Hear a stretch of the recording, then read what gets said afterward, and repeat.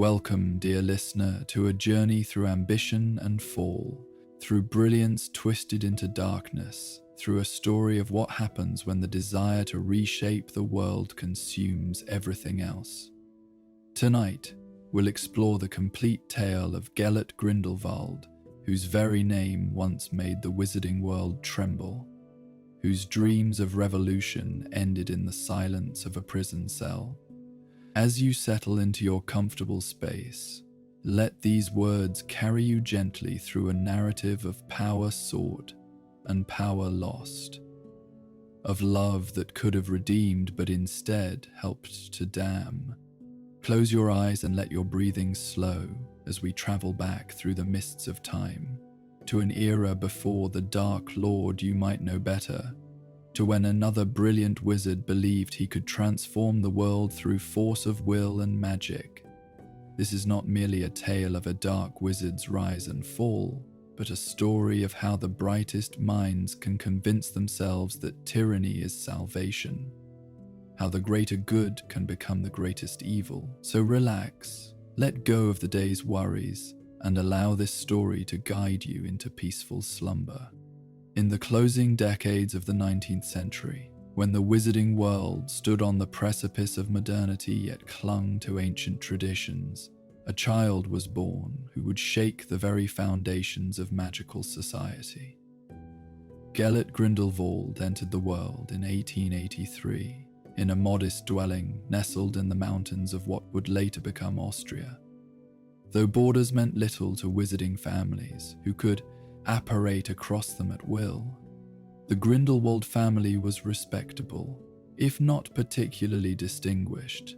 They traced their lineage back several centuries, not to any founders of great schools or legendary heroes, but to competent witches and wizards who had lived quiet lives, practicing their craft without seeking glory or power. His father, Godric Grindelwald, worked as a wand maker's assistant, spending his days helping to match wizards with their magical companions. His mother, Brunhild, brewed potions for the local magical community, her kitchen always filled with the scent of bubbling cauldrons and dried herbs. It was into this atmosphere of everyday magic that young Gellert was born, and from his earliest days it was clear that he was far from ordinary. Where other magical children might cause flowers to bloom unexpectedly or make their toys float, Gellert's accidental magic was both more controlled and more concerning. At the age of 3, when denied a sweet before dinner, he didn't throw a typical childish tantrum. Instead, every flame in the house suddenly burned cold and blue, casting eerie shadows while providing no warmth. Maintaining this state until his parents, thoroughly unnerved, gave him what he wanted. His parents, good people though they were, found themselves increasingly out of their depth with their son. Gellert walked before most children crawled, spoke in complete sentences while his peers were still babbling, and by the age of 5, had taught himself to read by studying his mother's potion recipes. But it wasn't his intelligence that worried them most. It was the calculating way he used it.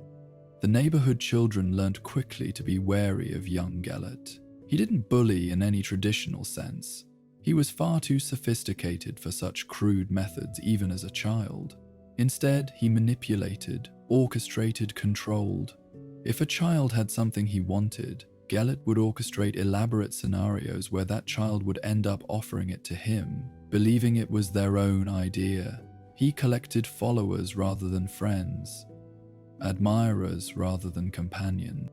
His maternal grandmother, Bathilda Bagshot, was perhaps the only person in his early life who truly understood what they were dealing with. A brilliant magical historian already working on what would become her seminal work, A History of Magic. She recognized in her grandson a mind that operated on a different level from those around him. During her visits, she would bring ancient texts and rare manuscripts, watching with fascination as Gellert absorbed knowledge that would challenge adult wizards. "The boy doesn't just learn," she once told his parents during a particularly memorable visit when Gellert was 7. He conquers knowledge like a general taking territory. Watch how he reads. He's not just understanding, he's planning how to use every piece of information. She was right. Where other children might read about transfiguration and dream of turning beetles into buttons, Gellert was already theorizing about the fundamental nature of magical transformation, wondering why wizards limited themselves to such trivial applications. Where others learned levitation charms to help with chores, Gellert immediately began experimenting with levitating multiple objects in complex patterns, testing the limits of magical control. The incident that would first bring him to the attention of the wider magical community occurred when he was 9. The local magical authorities had been investigating a series of strange occurrences. Muggles in the nearby village had reported memories that didn't quite match reality, small but significant alterations to their recollections of events. The investigators eventually traced the phenomenon to young Gellert, who had been practicing what he called reality revision. Not quite memory charms, but something more subtle and, in many ways, more disturbing. When confronted, Gellert showed no remorse, only frustration at being caught. He explained, with the patient tone of someone addressing particularly slow students, that he was conducting experiments on the malleability of perceived reality. If wizards could modify memories, why not explore the boundaries of that ability? Why not see if one could change not just what people remembered, but how they interpreted current events? The authorities were deeply troubled, but technically no laws had been broken. The magic he was using was so advanced and unusual that no one had thought to specifically prohibit it. His parents were warned to keep a closer eye on him, and Bathilda Bagshot was asked to perhaps focus her grandson's interests on less controversial areas of study. She agreed publicly, but privately was thrilled by her grandson's innovation. Here was a mind that didn't just accept the boundaries of magic, but questioned why those boundaries existed at all. As Gellert grew, so did his conviction that the wizarding world was constraining itself unnecessarily. He watched his father craft wands, following traditions passed down for centuries, never questioning why certain woods were paired with certain cores, why wands chose wizards rather than the other way around. He observed his mother brewing potions according to recipes that hadn't changed in generations, using techniques that could surely be improved upon if anyone bothered to try. But it was the relationship between wizards and muggles that most captured his attention, and, increasingly, his disdain. The International Statute of Secrecy, enacted in 1692, mandated that wizards hide their abilities from the non-magical world.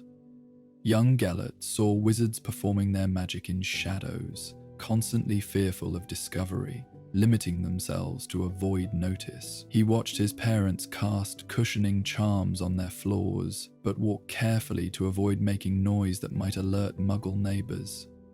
He saw brilliant magical minds, pretending to be ordinary, hiding their gifts like shameful secrets. "Why do we hide?" he asked his grandmother during one of her visits when he was 10.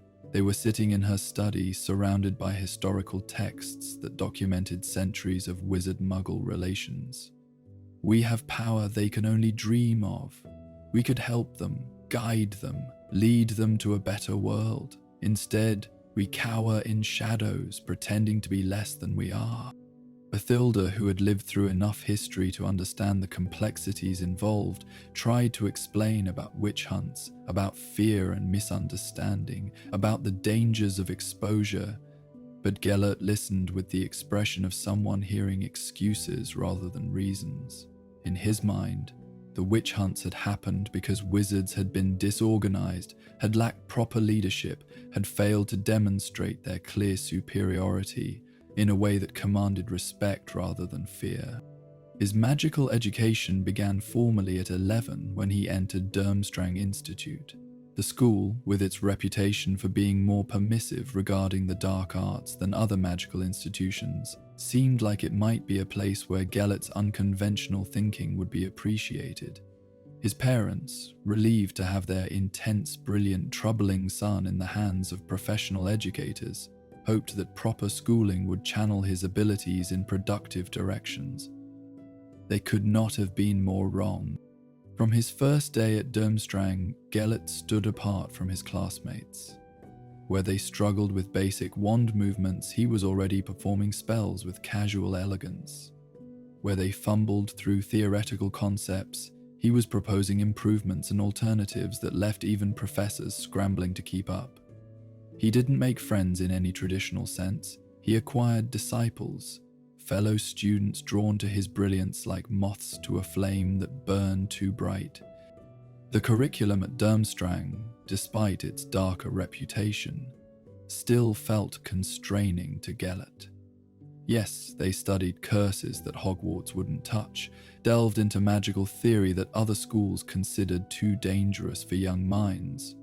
But even here there were limits, boundaries, rules about what magic should and shouldn't do.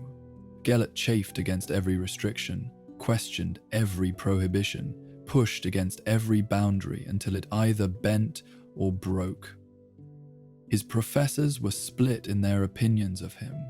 Some saw a brilliant mind that needed guidance and appropriate challenges. Others recognized something more dangerous.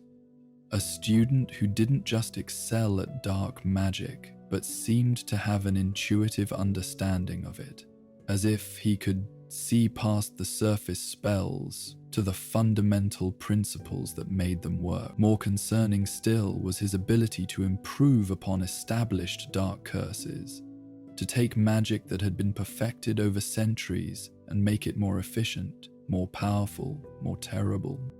It was during his third year that Gellert first encountered the legend that would come to obsess him for the rest of his life. In a dusty corner of Durmstrang's extensive library, in a book so old its pages crumbled at the edges, he found references to the Deathly Hallows. The story was dismissed by most as a fairy tale, a children's story about three brothers who cheated death and received powerful magical artifacts as a result. But something about the tale resonated with Gellert in a way that transcended mere academic interest. The Elder Wand, unbeatable in battle, the Resurrection Stone, able to recall the dead, the Invisibility Cloak, providing perfect concealment. Together, they would make one Master of Death. Where others saw a morality tale about the dangers of hubris, Gellert saw a roadmap to ultimate power.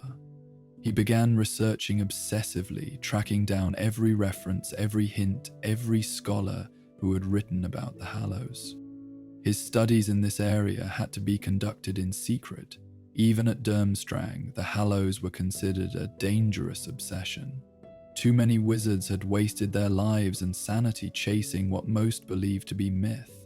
But Gellert was convinced that the dismissal of the Hallows was just another example of the wizarding world's tendency to limit itself, to declare things impossible rather than difficult. As he progressed through his years at Durmstrang, Gellert's reputation grew.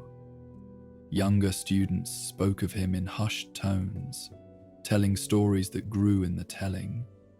How he had revolutionized defensive magic by approaching it from an offensive perspective. How he had created new spells that the professors couldn't counter because they operated on principles no one had considered before. How he could hold conversations in ancient languages he had never formally studied, having deduced their structure from fragments and logic. But with his growing reputation came increasing scrutiny.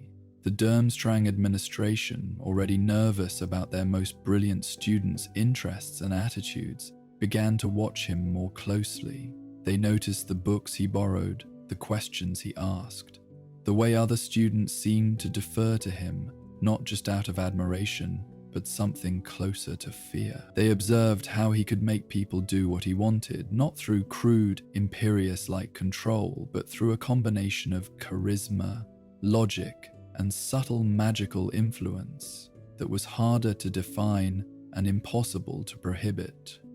The incident that would lead to his expulsion occurred in his 6th year, though the full details were hushed up to protect the school's reputation. What is known is that it involved experiments with dark magic that went far beyond even Durmstrang's permissive curriculum.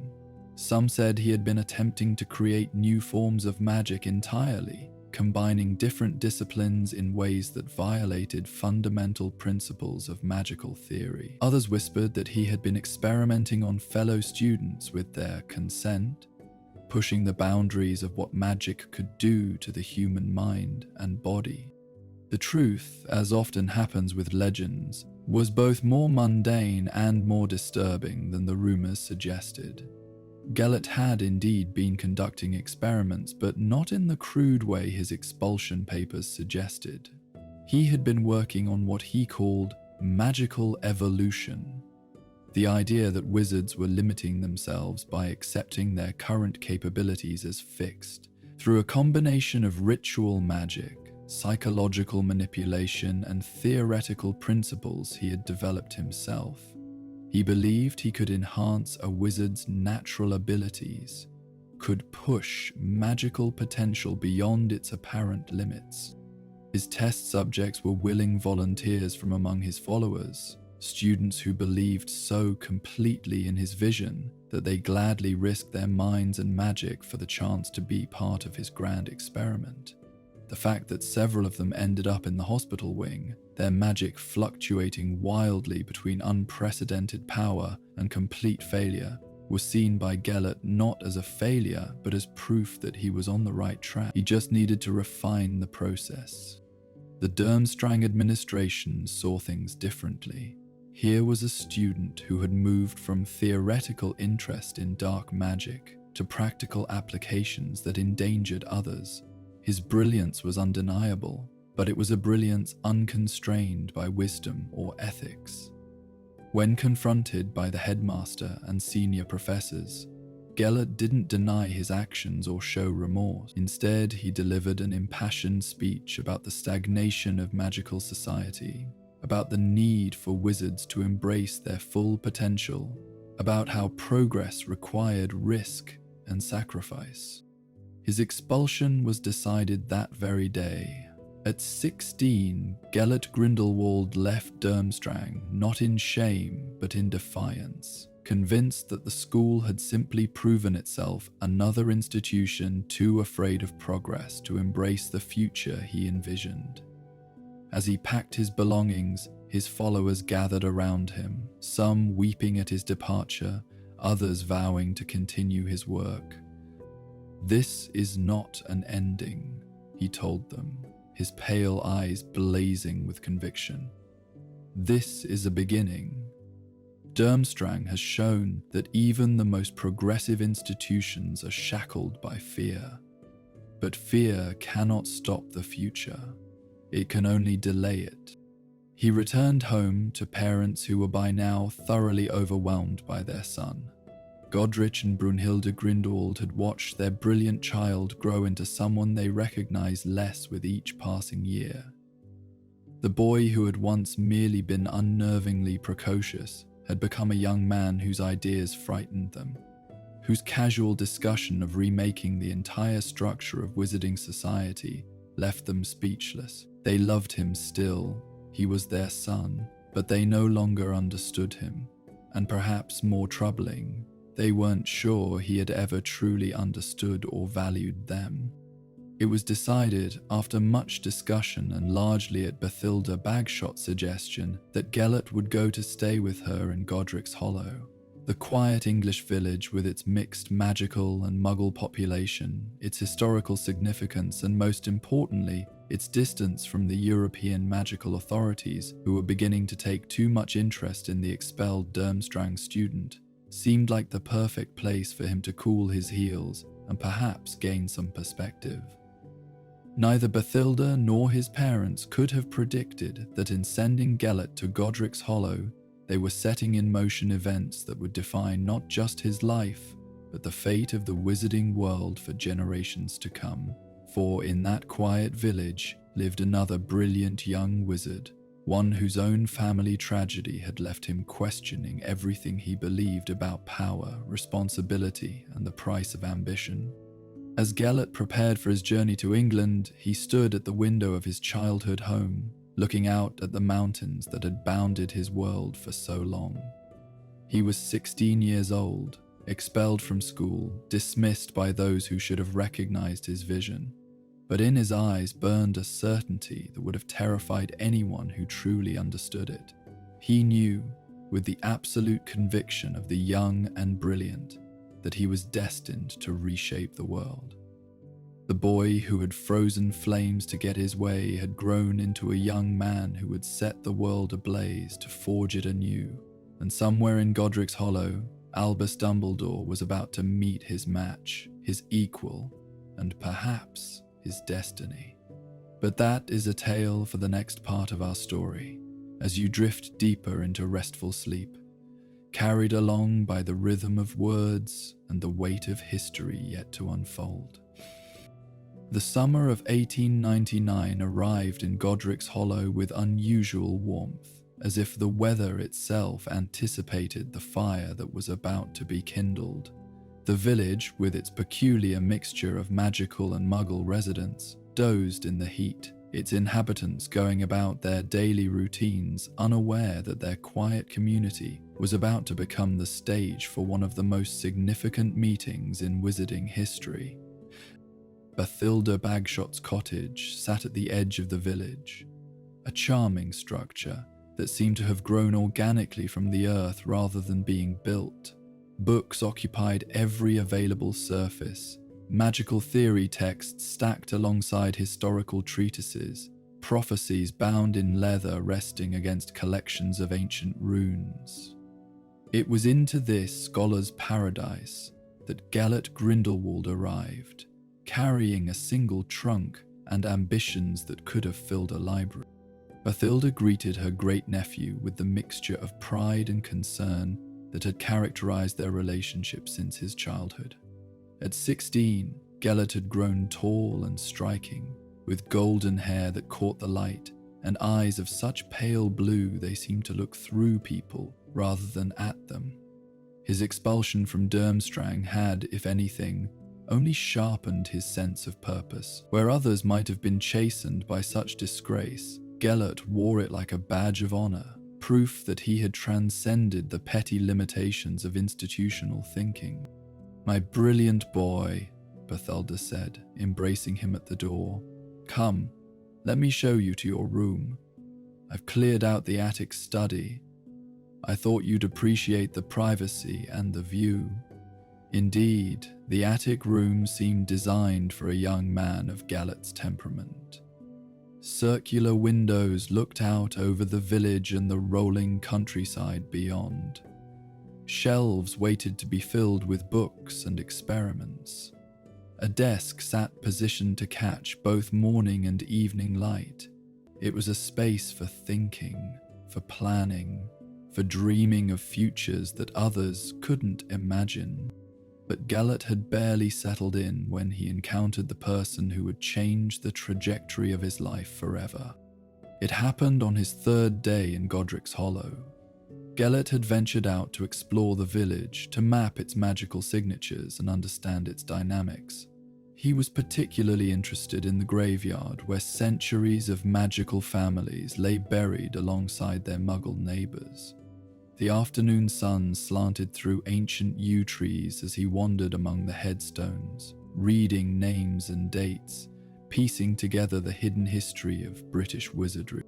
He was examining a particularly old grave, trying to decipher runes that had been worn almost smooth by time, when he heard footsteps on the gravel path. Looking up, he saw a young man approaching, perhaps a year or two older than himself, with auburn hair that glinted in the dappled sunlight, and blue eyes that held a sadness too deep for his apparent age. Fascinating, aren't they? The stranger said, gesturing to the runes. 12th century, if I'm not mistaken. The Peveril family had some unique approaches to memorial magic. Gellert straightened, immediately intrigued, not just by the accurate dating, but by the casual mention of the Peverils, a family he had encountered in his research into the Deathly Hallows. You're familiar with the Peverils? As much as anyone can be with a family that died out centuries ago, the young man replied, extending his hand. Albus Dumbledore, you must be Bathilda's great-nephew. She mentioned you'd be visiting. The handshake that followed was more than a mere social greeting. Both young men felt it, a spark of recognition, of meeting someone who operated on the same level, who saw the world with the same clarity and questioned it with the same intensity. It was, as they would both later reflect, like looking into a mirror that showed not your reflection, but your potential. Gellert Grindelwald, he replied, studying Albus with the same intensity he brought to ancient texts. And you're right about the dating. The Peverils were remarkable wizards. Their contributions to magical theory are still underappreciated. What followed was a conversation that began with ancient runes and magical history, but quickly expanded to encompass philosophy, theory, and the future of wizardkind itself. They walked through the graveyard as they talked, then beyond it into the countryside, barely noticing the passage of time as ideas flowed between them like electricity between twin poles. Albus Dumbledore, Gellert learned, was 17, brilliant beyond measure, and trapped by circumstances that would have crushed a lesser person. His mother had died recently, leaving him responsible for his younger siblings, a brother, Aberforth, who resented him, and a sister, Ariana, whose condition required constant care. Where Albus had once dreamed of traveling the world, of making his mark on magical theory and practice, he was now confined to Godric's Hollow, his brilliance caged by duty and tragedy. The tragedy of Ariana particularly caught Gellert's attention. A magical child attacked by muggle boys who had seen her performing magic. Her abilities turned inward, becoming unstable and dangerous. Here was a perfect example of what the Statute of Secrecy led to. Wizards forced to hide, children brutalized for their gifts, families destroyed by the artificial separation between magical and non-magical worlds. If wizards didn't have to hide, Gellert said carefully, watching Albus's reaction. If magic was acknowledged and respected rather than feared, your sister would never have suffered as she did. The pain that flashed across Albus's face was quickly replaced by thoughtful consideration. I've had similar thoughts, he admitted. Late at night when I can't sleep, I wonder, what if we've been approaching the relationship between our worlds entirely wrong? What if secrecy isn't protection, but imprisonment? It was as if a dam burst. Here finally was someone who understood, who could match Gellert thought for thought, theory for theory. They began meeting daily, spending hours in passionate discussion that ranged from the theoretical to the revolutionary. Albus's natural caution and Gellert's bold vision created a dynamic that pushed both of them to new heights of intellectual achievement. Within weeks, their friendship had deepened into something more intense, more consuming. They worked together with the fervor of those who had found not just intellectual equals, but kindred spirits. In Bathilda's attic room, which had become their unofficial headquarters, they covered the walls with plans and theories, magical equations and philosophical treatises. The phrase that would later become infamous was born during one of these late-night sessions. They had been discussing the resistance they would inevitably face in transforming wizard-muggle relations. Albus, ever the strategist, pointed out that any major change would require difficult decisions, that some would suffer in the short term for the benefit of all in the long term. For the greater good, Gellert murmured, testing the phrase. Yes, that's it exactly. Individual suffering, while regrettable, cannot be allowed to prevent the transformation that will benefit all of wizard kind, and muggles too, ultimately. Albus nodded slowly, though something flickered in his eyes, doubt, perhaps, or a premonition of what that phrase would come to justify. But in the moment, caught up in the intoxication of shared vision and mutual understanding, he pushed aside his concerns. Here was a chance to be more than a caretaker, more than a waste of potential. With Gellert, he could change the world. Their plans grew more detailed and ambitious. They would seek the Deathly Hallows first. Gellert was convinced they were real, and his certainty was infectious. With the Hallows, they would have the power to overthrow the International Statute of Secrecy without the devastating war that would otherwise be inevitable.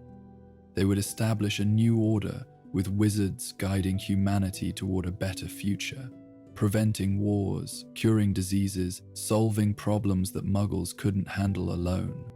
We would be benevolent leaders, Albus said during one particularly intense planning session, using our abilities for the good of all, not the dominance of the few. Exactly, Gellert agreed, though his definition of benevolence might have differed from Albus's had they examined it too closely. Those with the ability to help have the responsibility to lead. It's the natural order of things. But even as their plans grew more elaborate, the reality of Albus's situation remained unchanged. He was still bound to Godric's Hollow by his siblings, particularly Ariana, whose condition meant she couldn't be left alone. Aberforth, returning from Hogwarts for the summer holiday, took an immediate dislike to Gellert, seeing him as a corrupting influence on his older brother. Conehobo Imberson, unpossessed. Unmistakably. He's filling your head with delusions, Aberforth said bluntly after encountering Gellert at dinner one evening. Grand plans that mean nothing when you can't even leave the house without Ariana having an episode. The tension between the brothers, already strained by their mother's death and their different ways of handling grief, grew worse.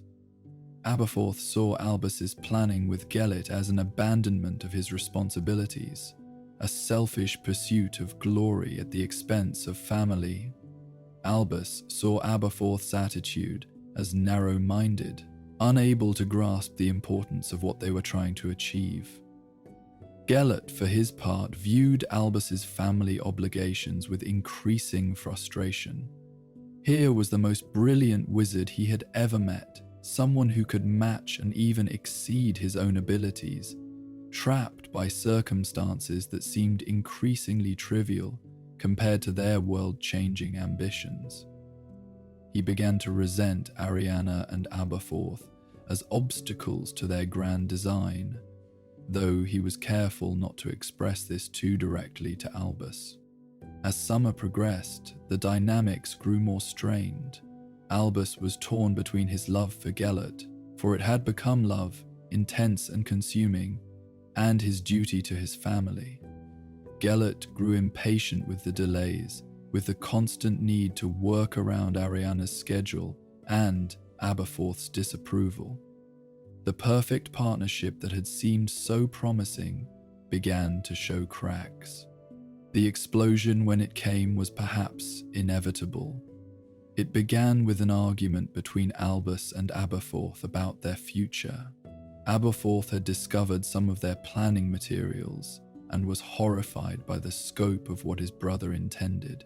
He accused Albus of being willing to sacrifice anyone, including his own family, for his ambitions. "You're no better than him," Aberforth shouted, pointing at Gellert. "Talking about the greater good while Ariana suffers here, needing you, and you dream of gallivanting across the world seeking fairy tales." Albus's response was heated, defensive. He spoke of duty to more than just family, of the possibility of creating a world where children like Ariana would never suffer as she had. The argument escalated, voices rising, magic beginning to crackle in the air as emotions overflowed. Gellert intervened, trying to calm the situation, but his presence only inflamed things further. Aberforth turned on him, accusing him of manipulating Albus, of caring nothing for the consequences of their plans. Gellert's own temper, usually so controlled, began to fray.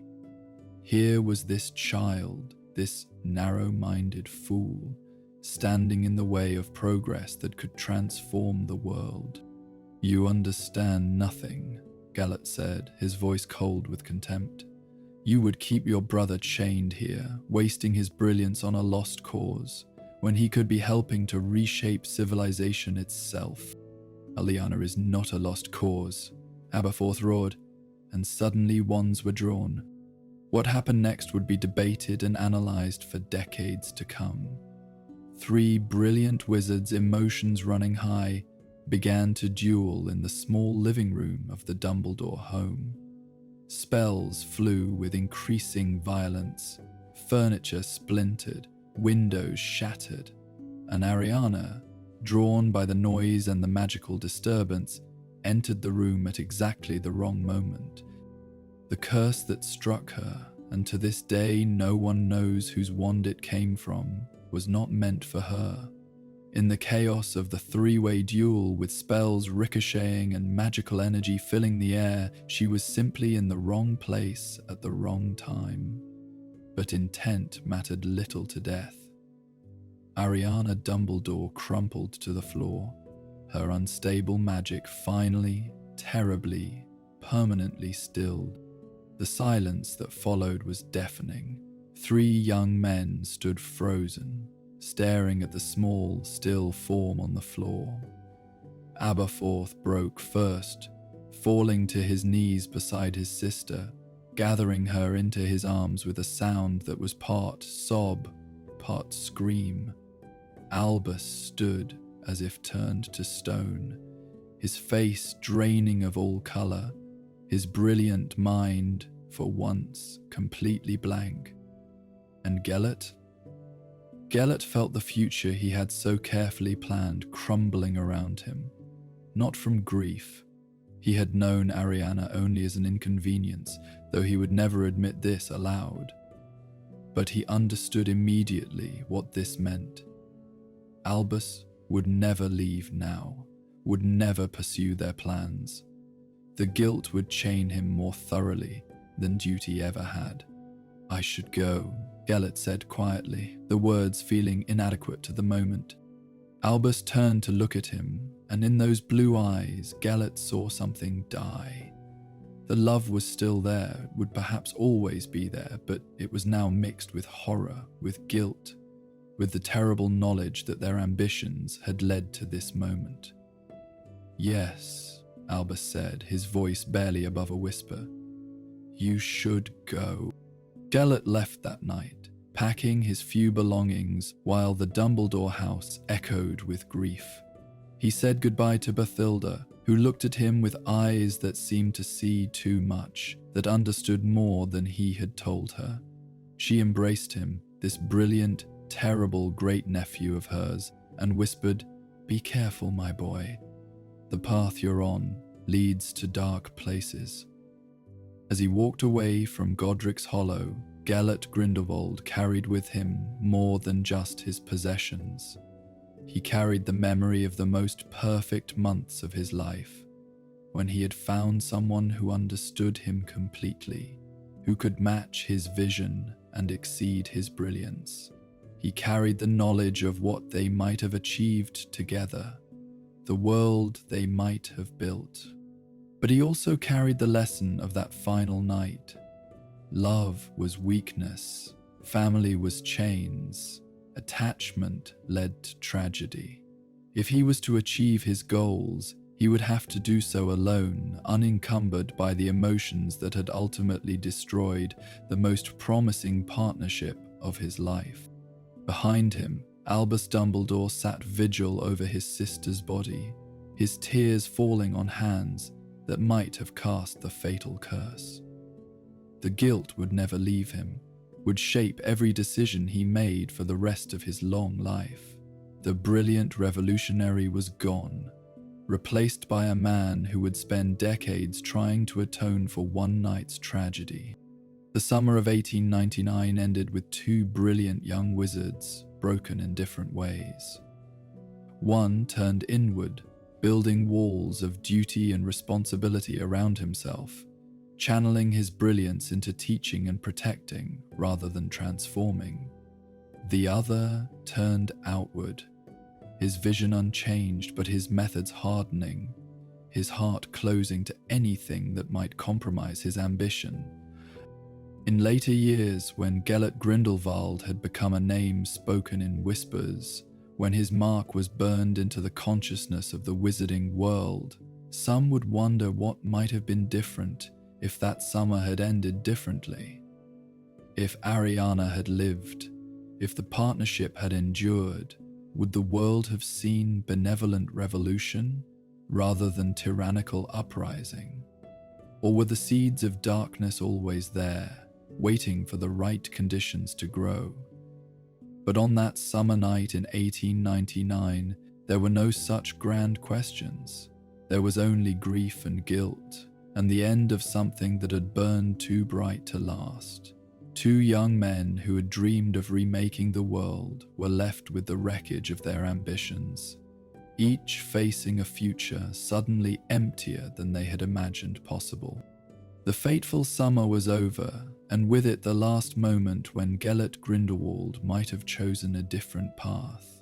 From here he would walk alone, his brilliance unchecked by love, his ambition untempered by connection. The greater good would become his only guide, and in its name he would commit acts that would make the wizarding world tremble. But that is a tale for another part of our story. For now, rest easy knowing that even the darkest paths begin with human choices, with moments where everything might have been different. Close your eyes and let the tragedy of that summer fade into the peaceful darkness of sleep, carrying with it the lesson that brilliance without wisdom, ambition without love, leads only to sorrow in the end. The years following Godric's Hollow were ones of transformation for Gellert Grindelwald, though not in the way he had originally envisioned. Where once he had imagined himself and Albus reshaping the world together, he now walked alone, his isolation both burden and strength. The pain of that final night, not guilt over Ariana's death, but rage at how it had destroyed his plans, hardened into something cold and purposeful. He did not return to his parents' home. That chapter of his life was closed. The boy who had frozen flames for sweets, as dead as Ariana Dumbledore. Instead, Gellert began what would become 2 decades of wandering, learning, and building the foundation for his eventual rise to power.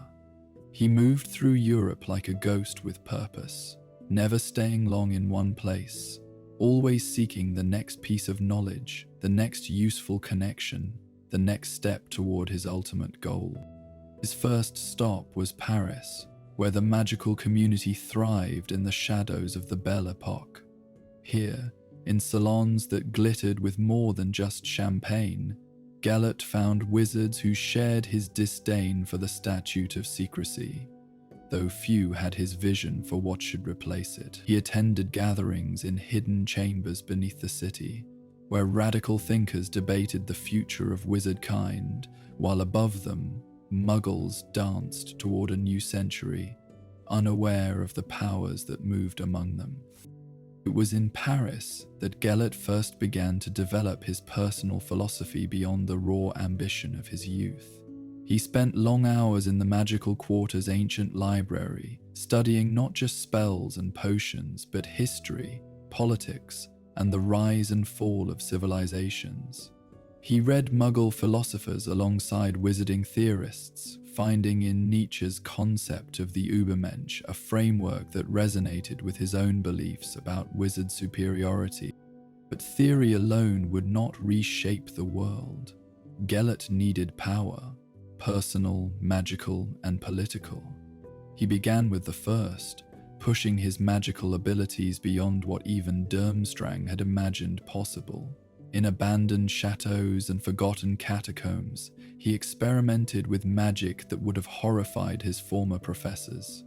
He deconstructed spells to their fundamental components, then rebuilt them according to his own design. He created new forms of transfiguration that operated on principles no one had considered, developed curses that attacked not just the body, but the very magical core of a wizard.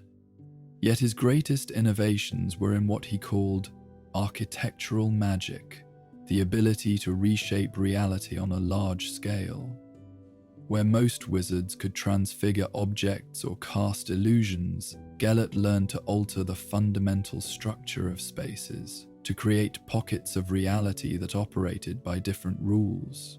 It was magic that required enormous power and precise control, but it would later allow him to build strongholds that seemed to exist partially outside normal space and time. From Paris, he moved to Prague, drawn by rumors of ancient magic preserved in the city's Jewish quarter. The elderly rabbi who eventually agreed to teach him did so with deep reluctance, sensing the darkness in the young wizard, but hoping that knowledge might temper ambition.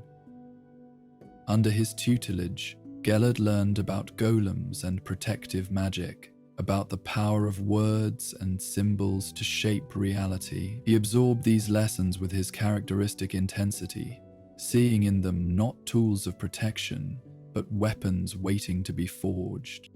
It was also in Prague that Gellert had his first real taste of political power. The magical community there was divided between traditionalists and progressives, with tensions running high over how to interact with the increasingly modernizing Muggle world. Gellert, using a combination of charisma, strategic thinking, and subtle magical persuasion, positioned himself as a mediator. Within months, he had both factions eating from his hand, implementing his suggestions without realizing they were being manipulated. The experience taught him valuable lessons about the nature of power. Direct force, he realized, was often less effective than making people believe your ideas were their own. Fear was a useful tool, but admiration was better, and the most powerful position was often not at the front of a movement but behind it, guiding without seeming to lead. His travels next took him to Russia, where the magical community existed in uneasy parallel to the growing political tensions of the Muggle world. Here Gellert encountered magic of a different flavor, wild, elemental, shaped by the vast expanses of the country and the harsh realities of its climate. He studied with wizards who could call blizzards from clear skies, who understood magic not as precise wand movements, but as communion with primal forces. It was in Russia that he first began to gather what would become his inner circle. Not followers in the crude sense. Gellert had learned from Godric Hollow that emotional attachments were vulnerabilities. Instead, he collected useful individuals, each chosen for specific skills or connections. There was Katerina, a witch whose ability to read and manipulate emotions made her invaluable in negotiations. Boris, whose family controlled much of the magical creature trade in Eastern Europe. Dmitri, a theoretical magician whose work on dimensional magic complemented Gellert's own research. To each, he presented a slightly different version of his vision, tailored to their particular ambitions and prejudices. To Katerina, he spoke of a world where witches would no longer be secondary to wizards, where magical ability rather than gender would determine status. To Boris, he promised a world where magical creatures would be properly utilized rather than hidden away. To Dmitri, he offered the chance to explore magic without the constraints of international law. None of them knew they were pieces in a larger game. Each believed they were Gellert's special confidant, privy to his true plans. This Compartmentalization would become a hallmark of his organization. Cells of believers, each knowing only what they needed to know, all ultimately serving Gellert's design without fully understanding it. The years passed in this manner, traveling, learning, building. Gellert moved through the magical communities of Europe like a virus, leaving behind cells of believers who would later form the foundation of his movement.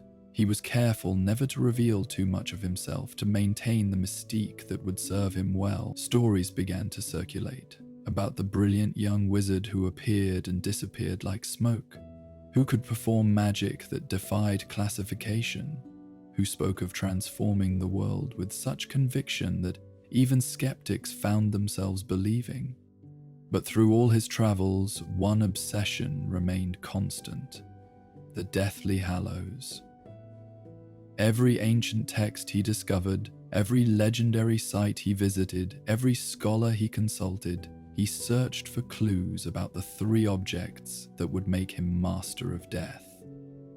The trail was frustratingly cold, centuries of seekers having obscured whatever genuine information might once have existed. It was in 1918, as the Muggle world tore itself apart in what they called the Great War, that Gellert finally found his first solid lead. In a monastery in the Alps, hidden among texts on dragon breeding, he discovered a journal written by a wizard who claimed to have tracked the Elder Wand through several centuries of ownership. The trail ended with a name: Grigorovich, the famous wand maker. The discovery energized Gellert in a way nothing had since Godric's Hollow. Here was proof that at least one Hallow was real and findable. He began planning immediately, but with the patience he had learned over 2 decades. Stealing from Grigorovich would require careful preparation. The wand maker was well protected, his shop filled with security measures both magical and mundane. And Gellert wanted more than just theft, he wanted the spectacular, the memorable. If he was going to announce himself to the wider wizarding world, it would be with a gesture that none could ignore. As he planned, the Muggle War raged on, and Gellert watched with a mixture of fascination and disgust. Here was proof, if any was needed, of Muggle inability to govern themselves wisely.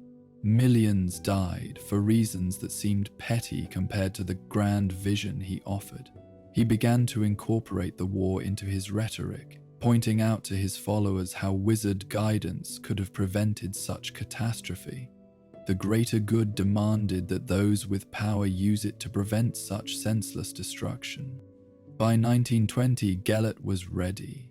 His network was established across Europe, his magical abilities honed to a razor's edge, his philosophy refined through years of thought and observation. He had transformed from the brilliant but raw youth expelled from Durmstrang into something far more dangerous, a visionary with the power and patience to make his vision reality. The theft of the Elder Wand from Grigorovich was his coming out party to the wizarding world. He didn't simply steal it, he made it an event.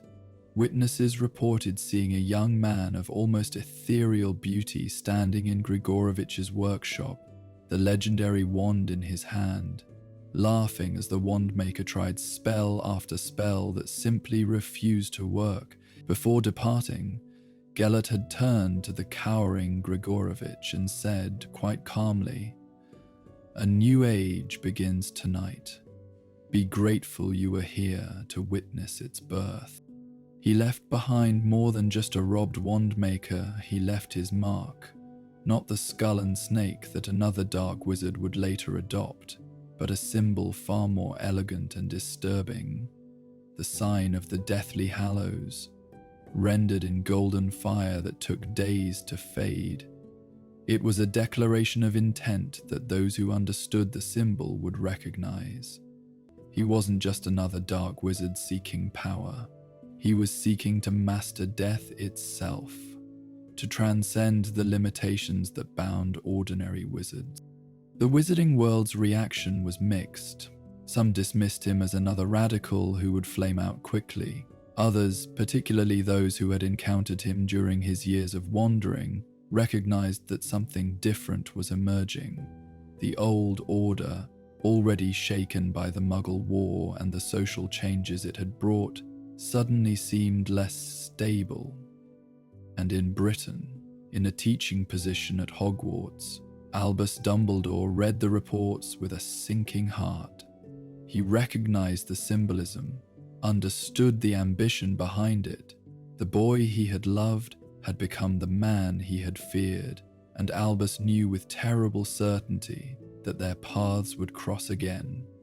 The summer of 1899 had not been an ending, but a postponement. Someday, somehow, he would have to face what Gellert had become, and what he himself might have become had things been different.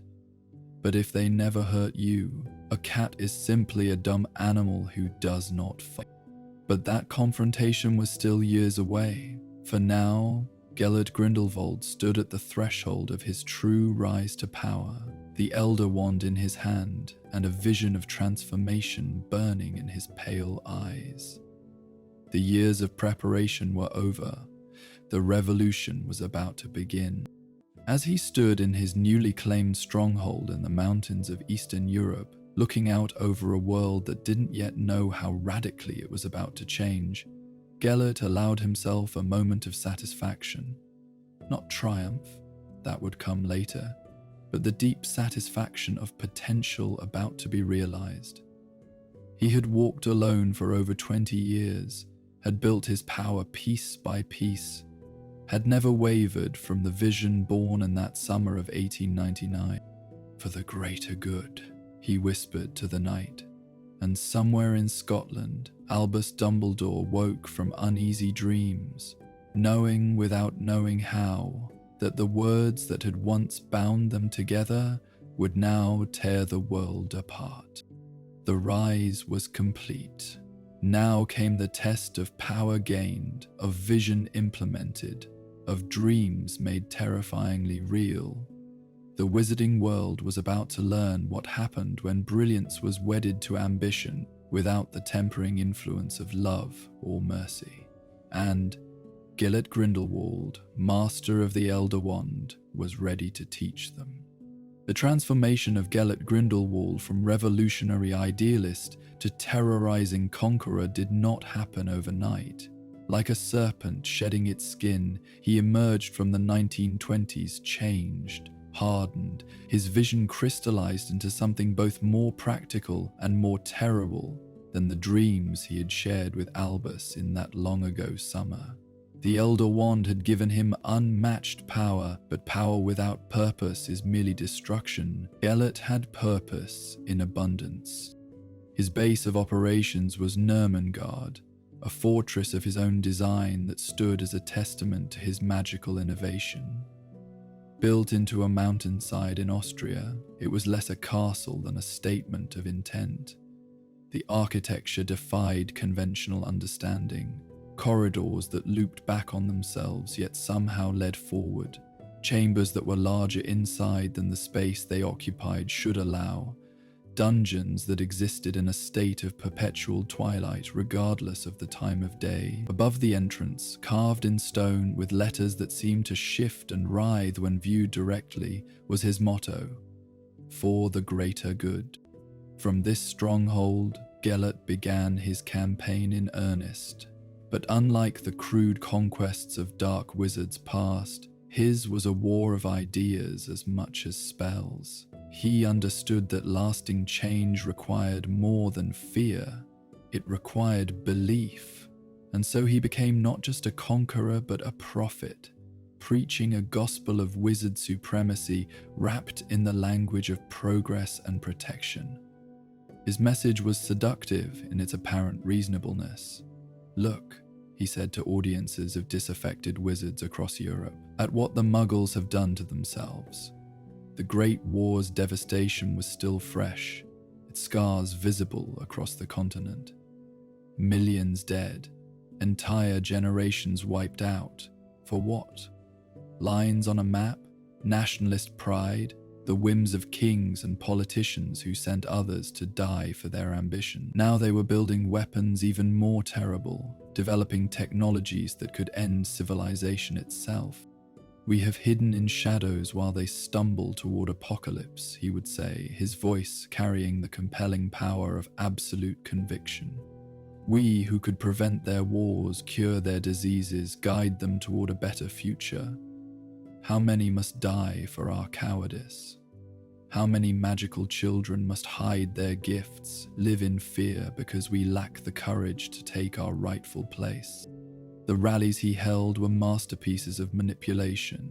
He would appear in cities across Europe, sometimes announced, sometimes manifesting suddenly in public squares. The spectacle was always carefully choreographed, Gellert arriving in a swirl of silver flame, his followers arranged to showcase the diversity of his movement. He made sure to include those whom traditional wizarding society marginalized.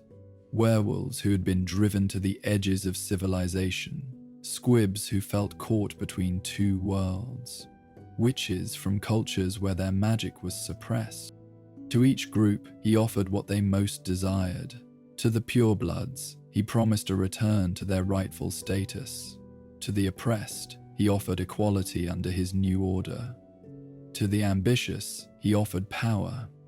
The contradictions in these promises were smoothed over by his charisma and the careful work of his inner circle, who ensured that each group heard primarily what would appeal to them. But beneath the velvet glove of rhetoric was an iron fist of ruthless action. Those who opposed him publicly tended to disappear or suffer mysterious accidents. The editor of a wizarding newspaper, who published articles questioning his methods, was found transformed into glass, his body a transparent statue that served as a warning to other journalists. A ministry official who tried to organize resistance woke to find everyone in his department unable to remember his name or face, effectively erasing him from existence without killing him. These acts of terror were precise, creative, and horrifying in their implications. Gellert didn't simply kill his enemies, he transformed them into object lessons, demonstrating the superiority of his magic while instilling fear in those who might consider opposition. Yet he was careful to maintain plausible deniability. The attacks were never directly traceable to him, always leaving room for his supporters to claim they were false accusations by those who feared progress. His inner circle had evolved from the loose collection of followers from his wandering years into a highly organized force. They called themselves the Acolytes, and each was bound to Gellert by a combination of ideology, ambition, and magical oaths that ensured loyalty. Unlike the crude dark marks that would later be used by Voldemort, Gellert's bonds were subtle, sophisticated, allowing his followers to operate independently while ensuring they could never truly betray him. The structure he created was part military organization, part religious movement, part political party. At the local level, cells of believers worked to spread his message and identify potential recruits. Above them, regional commanders coordinated actions and gathered intelligence. At the highest level, his inner circle of acolytes handled the most sensitive operations and served as his voices in different parts of Europe. When philosophers passed away, by 1925, Gellert controlled significant portions of Eastern Europe's magical communities, either directly or through puppet leaders. His influence was spreading westward, causing increasing alarm among the established ministries of magic. But they struggled to respond effectively. Decades of peace had left them unprepared for this new kind of threat, one that combined military action with political persuasion that used their own laws and traditions against them. The International Confederation of Wizards held emergency session after emergency session, but achieved little beyond strongly worded condemnations. Some delegates argued for immediate military action, others for negotiation. Still, others claimed that Grindelwald was a regional problem that didn't concern the global community. The debates raged while Gellert's power grew, his movement spreading like wildfire through communities that felt abandoned by traditional institutions. His tactics evolved constantly, adapting to circumstances with fluid brilliance. In areas where he faced strong resistance, he used terror and force. Where populations were sympathetic, he presented himself as a liberator. He was particularly effective at exploiting local grievances, turning neighbor against neighbor, using existing fractures in magical society to his advantage. The incident that truly announced him as a global threat rather than a European problem occurred in 1926. The Magical Congress of the United States of America, seeking to demonstrate strength against the growing threat, sent a delegation of Aurors to arrest him during a rally in Vienna. It was meant to be a show of force, proof that the established order could still maintain control. The result was a massacre that shocked the wizarding world. Gellert didn't simply defeat the Aurors, he dismantled them with casual efficiency that demonstrated the vast gap between his power and theirs. Witnesses described him walking through their spells as if they were light rain, the Elder Wand moving in patterns that seemed to rewrite the rules of magical combat. He didn't kill them all, that would have been crude. Instead, he left them alive but broken, their magical abilities severed, living testimonies to the futility of opposing him. But it was what he did next that truly terrified the international community. Standing among the defeated Aurors, he cast a spell that projected his image into the sky above every major magical settlement in the world simultaneously. His message was simple and chilling. The old order has failed you. They promise protection but deliver only stagnation. They speak of law but practice oppression. They claim to represent you but serve only themselves. I offer an alternative. A world where magical beings take their rightful place, where power is used for purpose, where the greater good guides all actions. Join me and help build a better future. Oppose me and be swept aside by the tide of history. The choice is yours, but choose quickly. The new age will not wait for the fearful or the indecisive. The response was immediate and polarized. In some communities, crowds took to the streets in support, burning effigies of ministry officials demanding change. In others, the rally cry was for resistance, for defending traditional values against this revolutionary threat. Families split, friendships ended, communities that had been peaceful for centuries erupted into conflict. Gellert watched it all from Nurmengard with satisfaction. This was what he had planned for, worked toward for decades. Not simple conquest, but transformation.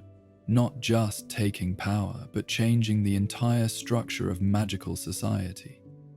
The chaos was necessary, he told his followers. Birth was always painful, but what emerged would be worth the struggle. His power during this period seemed almost godlike. Stories spread of him apparating across continents in seconds, of him transforming entire buildings with a wave of his wand, of him entering secured facilities as if their protections didn't exist. Some of these tales were exaggerated, but many were true. The Elder Wand, combined with his innovative approach to magic and decades of study, had made him something beyond even exceptional wizards. But power corrupts, and absolute power corrupts absolutely. The Gellert of 1927 was far removed from the idealistic youth of 1899, where once he had spoken of benevolent guidance, he now demanded absolute obedience. Where once he had envisioned partnership between wizards and muggles, he now spoke more of domination and control. The greater good had become whatever served his purposes, justified by increasingly twisted logic. His treatment of prisoners at Nurmengard exemplified this transformation. The fortress's dungeons held those who had opposed him too effectively to simply kill, who possessed knowledge or abilities he might find useful. They were not tortured in crude ways. Gellert considered such methods beneath him. Instead, they were subjected to experimental magic, their minds probed for secrets, their abilities studied and sometimes extracted. He justified it as research that would benefit all wizard kind, but it was cruelty dressed in academic language. Yet, even as his methods grew darker, his charisma remained undimmed. He could still fill halls with eager followers, still convince brilliant minds that his vision was worth any cost. He had a particular gift for identifying what people wanted to hear and providing it, for making each person feel they were specially chosen for his great work. The year 1928 marked a turning point. Gellert's forces had grown strong enough to begin open warfare against several European ministries. The battles were unlike anything the wizarding world had seen. Not just duels between individuals, but massive conflicts involving hundreds of combatants, magical creatures, and spells that reshaped the landscape itself. The Battle of Paris in autumn of that year was particularly devastating. Gellert's forces attacked the French Ministry of Magic directly, seeking to topple one of Europe's most powerful magical governments in a single stroke.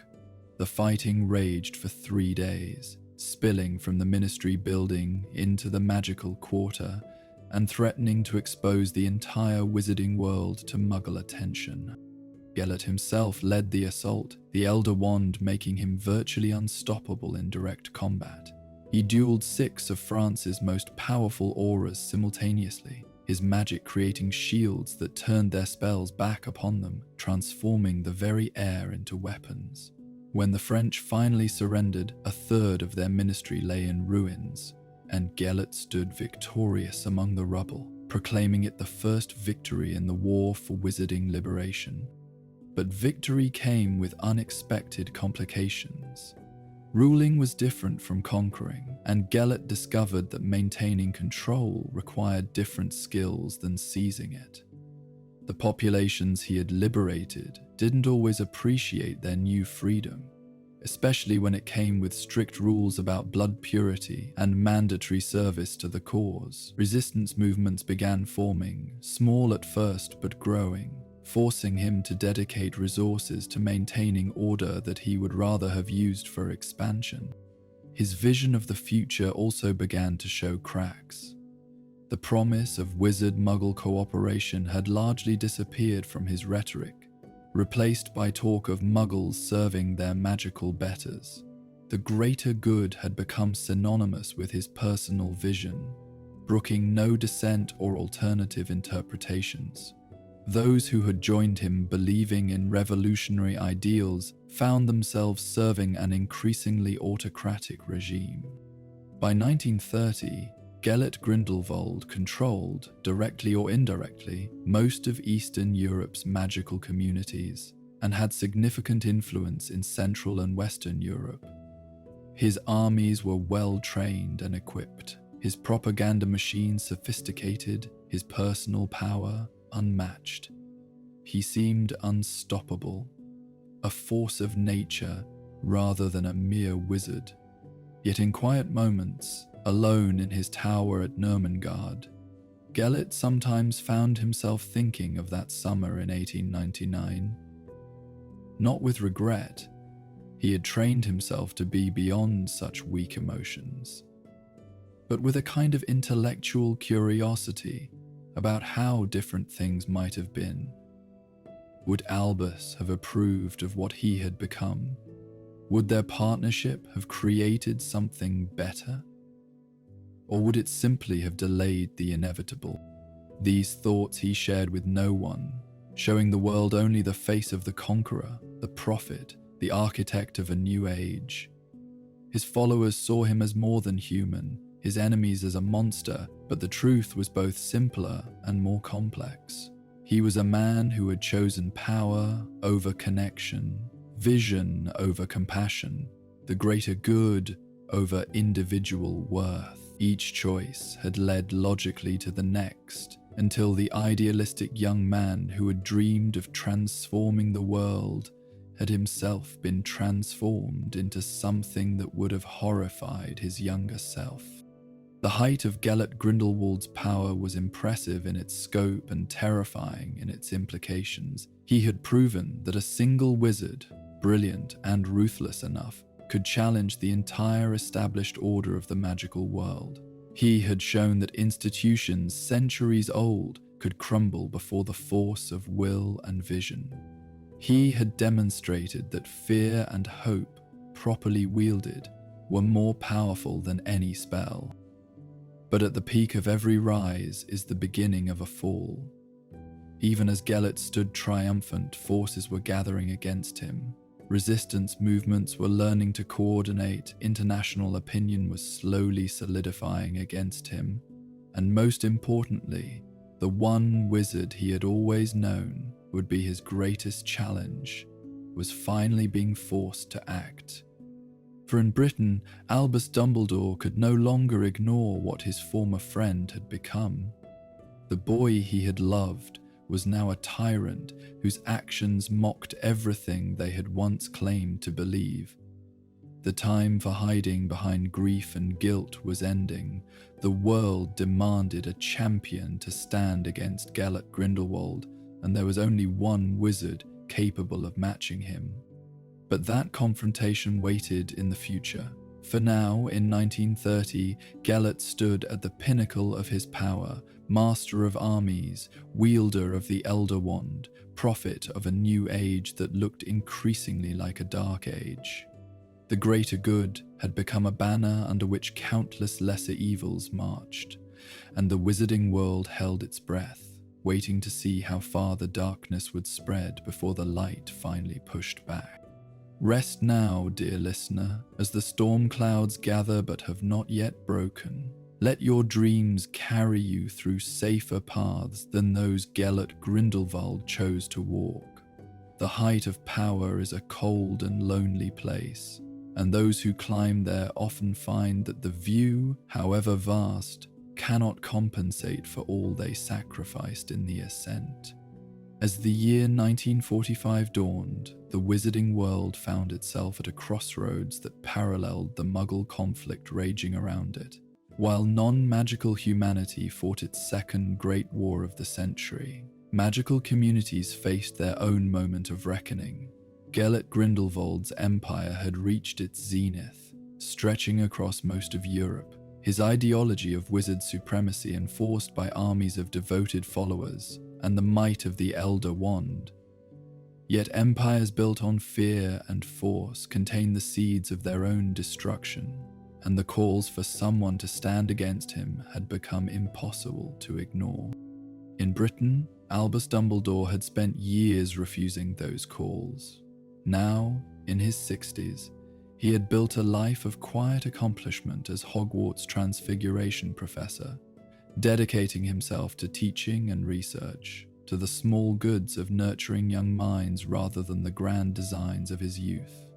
He had published groundbreaking papers on magical theory, discovered the 12 uses of dragon's blood, earned awards and accolades that he displayed with polite indifference. But through it all, he had steadfastly refused to confront the shadow that stretched across Europe, the darkness that wore the face of his greatest failure. The reasons for his reluctance were complex, layered like sediment over the bedrock of that terrible night in 1899. Guilt over Ariana's death still haunted him, made worse by the uncertainty of whose wand had cast the fatal spell.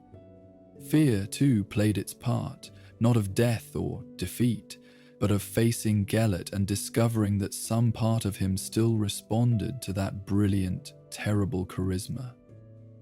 And beneath it all, the secret terror that in defeating Gellert he might become him, that the power required to stop a Dark Lord might transform the victor into the very thing he fought. But by 1945, neutrality had become complicity. Gellert's forces had grown bold enough to attack Britain itself, testing defenses, probing for weakness. Refugees fled across the Channel with stories of horrors that grew worse with each telling. Former students wrote desperate letters from occupied territories begging their beloved professor to act. The International Confederation of Wizards sent delegation after delegation, each more urgent than the last. The tipping point came in March, with news that shook even Dumbledore's carefully maintained detachment.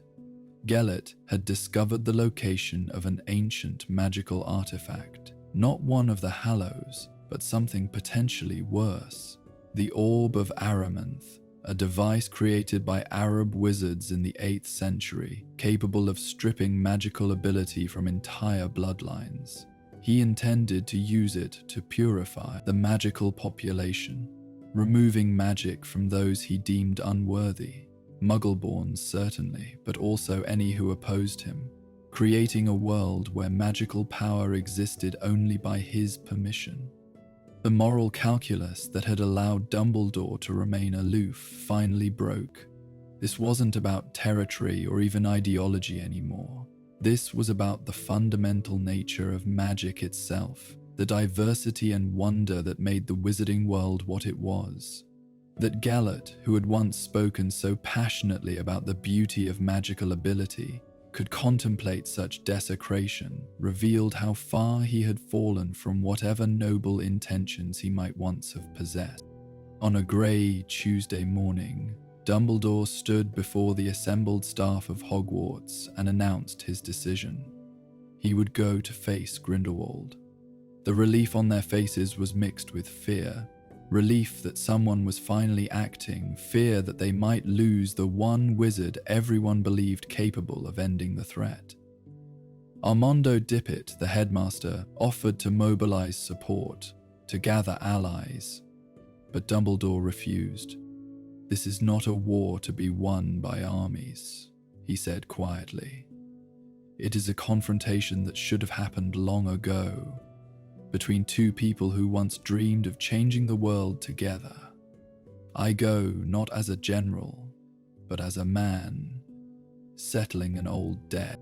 The journey across war-torn Europe was surreal. The Muggle conflict had left its scars everywhere. Cities in ruins, countryside pocked with craters, the sky itself seeming dimmer as if the very air was exhausted by violence. The magical communities he passed through existed in states of siege, some under Grindelwald's control, others desperately maintaining independence. Word of his journey spread faster than his physical progress, carried by Patronus and fireplace, by owl and whispered message. By the time he reached the borders of Grindelwald's direct control, crowds had begun to gather. They didn't impede him. Indeed, they seemed almost afraid to approach, as if he were a force of nature passing through rather than a man. But they watched with desperate hope. Mothers holding children, old wizards who remembered freedom, young ones who had known only occupation. Their silent witness added weight to each step, transforming a personal journey into something larger. Gellert, of course, knew he was coming. How could he not? His spy network was extensive, his magical monitoring sophisticated. But more than that, Dumbledore suspected, some part of Gellert had always known this day would come.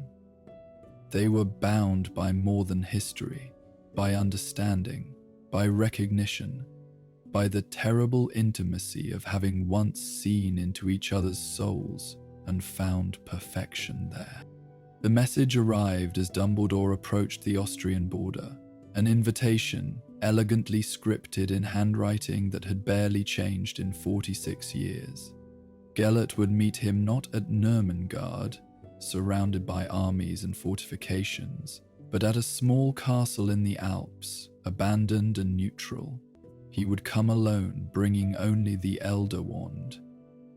Let them settle this as they should have long ago, directly, finally, with no one else to pay the price for their choices. Dumbledore accepted. Some called it foolishness, walking into what could be a trap, but he knew Gellert better than that. Whatever else he had become, Gellert's pride would demand a true confrontation. He would not hide behind armies or ambush like a common assassin. This would be a duel in the classical sense, formal, witnessed, decisive. The castle Gellert had chosen sat perched on a mountainside like an eagle's nest, its towers reaching toward clouds that seemed perpetually gathered around the peaks. It had been a monastery once, then a nobleman's retreat, now stood empty save for the ghosts of its history. The perfect stage for an ending that would echo through history. Dumbledore arrived at sunset on May 2nd, 1945. The castle's great hall had been cleared, creating a dueling space larger than any formal platform. Candles floated in the air, their light steady despite the wind that whistled through gaps in ancient stones. And at the far end, silhouetted against a window that framed the dying light, stood Gellert Grindelwald. Age had refined rather than diminished him. At 62, his golden hair had silvered but still caught the light like precious metal. His face bore lines that spoke of power exercised and battles won. But his eyes, those pale blue eyes that had once looked at Albus with such perfect understanding, remained bright as stars and cold as winter sky. He wore robes of midnight blue, simple in cut but shimmering with protective enchantments that Dumbledore could feel from across the room. In his right hand, held with casual confidence, was the Elder Wand. "Albus," he said, and his voice carried across the space between them without need for amplification. "You look well. Teaching suits you, I think. All those young minds to shape, all that potential to nurture. Though I wonder if they know what their beloved professor could have been, had he chosen differently." "Hello, Gellert," Dumbledore replied, his own voice steady despite the storm of emotion beneath. "You look, as you always did, as if the years were merely costumes you put on and could discard at will."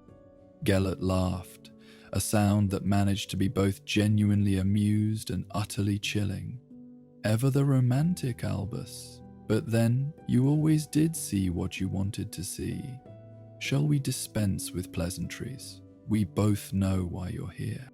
The Orb of Aramantha is a tool, nothing more," Gellert interrupted. "Like the Elder Wand, like any source of power. It's not the artifact you object to, Albus. It's the will to use it. The determination to do what must be done, regardless of sentiment or squeamishness." "What must be done?" Dumbledore took a step forward, his own wand still at his side. "Stripping magic from children? Creating a world where power flows only from your hand? This isn't the vision we shared, Gellert. This isn't the greater good we spoke of. Isn't it?" Gellert's eyes flashed. "We spoke of wizards guiding humanity, of using our abilities to prevent the catastrophes that muggles inflict upon themselves. Look at the world, Albus. Look at what they've done. Millions dead in their wars, weapons that could end civilization, hatred and division everywhere. And we've hidden in shadows, letting it happen because we're too cowardly to act. And your solution is to become the very thing we claim to stand against? To rule through fear, to strip away freedom in the name of order?" Dumbledore's voice remained calm, but power began to gather around him, subtle but unmistakable. "The boy I knew would have been horrified by what you've become. The boy you knew was a fool." Gellert spat, and for the first time, real emotion broke through his controlled facade, dreaming pretty dreams while the world burned. "I've spent 46 years making those dreams reality, and what have you done? hidden in your school teaching children parlor tricks, pretending that small kindnesses can heal the world's wounds.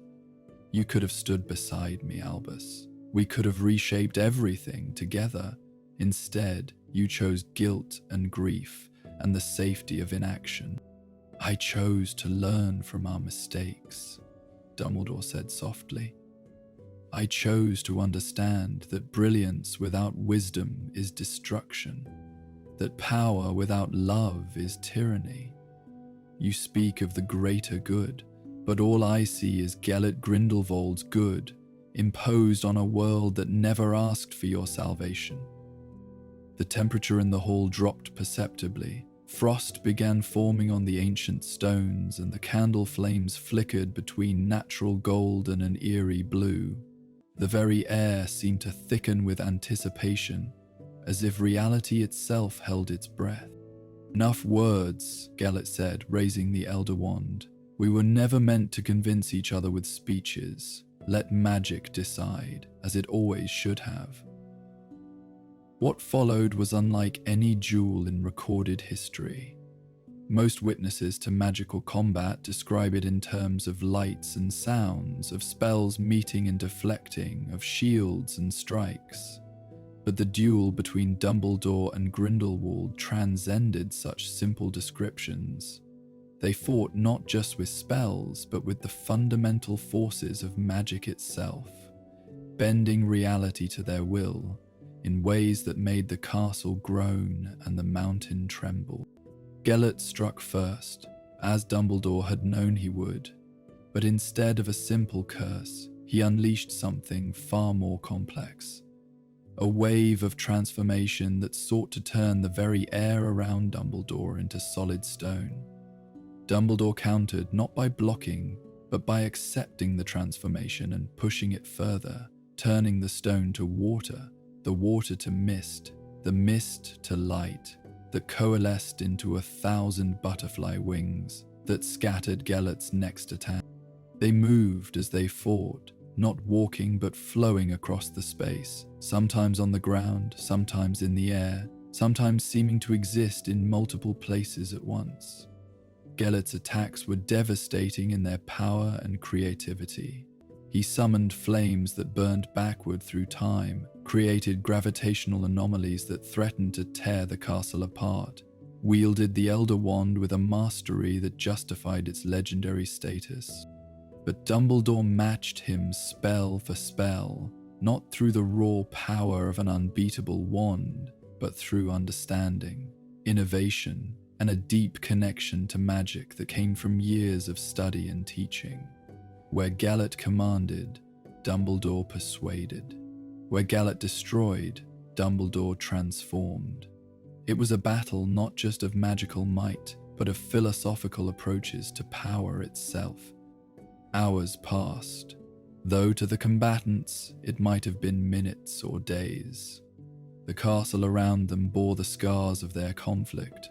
Walls transformed to gardens and back again, stairs that led to different dimensions, windows that showed views of possible futures rather than the present landscape. Reality became fluid, subject to the will of two wizards operating at the absolute peak of human magical ability. As the duel progressed, patterns emerged. Gellert's spells, for all their power, carried a coldness, an isolation. Each one was perfect in its solitary execution, but stood alone. Dumbledore's magic, by contrast, built upon itself, spells connecting and reinforcing each other, creating a web of interdependence that grew stronger with each addition. It was, in its way, a perfect metaphor for their lives. Gellert had chosen to stand alone, to trust only in his own power, to see others as tools or obstacles. Dumbledore had chosen connection, teaching, the patient building of relationships and understanding. In their magic, their fundamental choices were made manifest. The turning point came not through any single spell, but through accumulation. Gellert, despite the Elder Wand's power, was beginning to tire. Not physically, both wizards had transcended such mundane limitations, but emotionally, spiritually, the cost of maintaining his isolation, of fighting not just Dumbledore but the memory of what they had been to each other, began to tell. Dumbledore saw it in the fraction of a second's hesitation before a particularly vicious curse, in the way Gellert's eyes flickered toward him with something that might have been longing before hardening again. And in that moment of recognition, Dumbledore understood what he had to do. He dropped his guard, not completely, that would have been suicide, but enough that Gellert's next attack, a spiral of dark energy that sought to drain life itself, partially connected. Pain beyond description flooded through Dumbledore, his very essence being pulled toward the Elder One's hungry core. But with the pain came connection, and with connection came truth. In that moment of magical contact, barriers fell.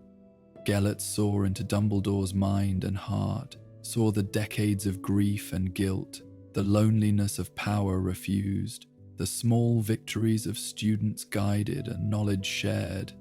And Dumbledore saw into Gellert, saw the fear that drove him, the isolation that consumed him, the way each victory had taken him further from any possibility of genuine human connection. They stood frozen, locked in a moment of perfect, terrible understanding. The Elder Wand trembled in Gellert's hand, its allegiance suddenly uncertain. Here was its master, wielding it with unmatched skill.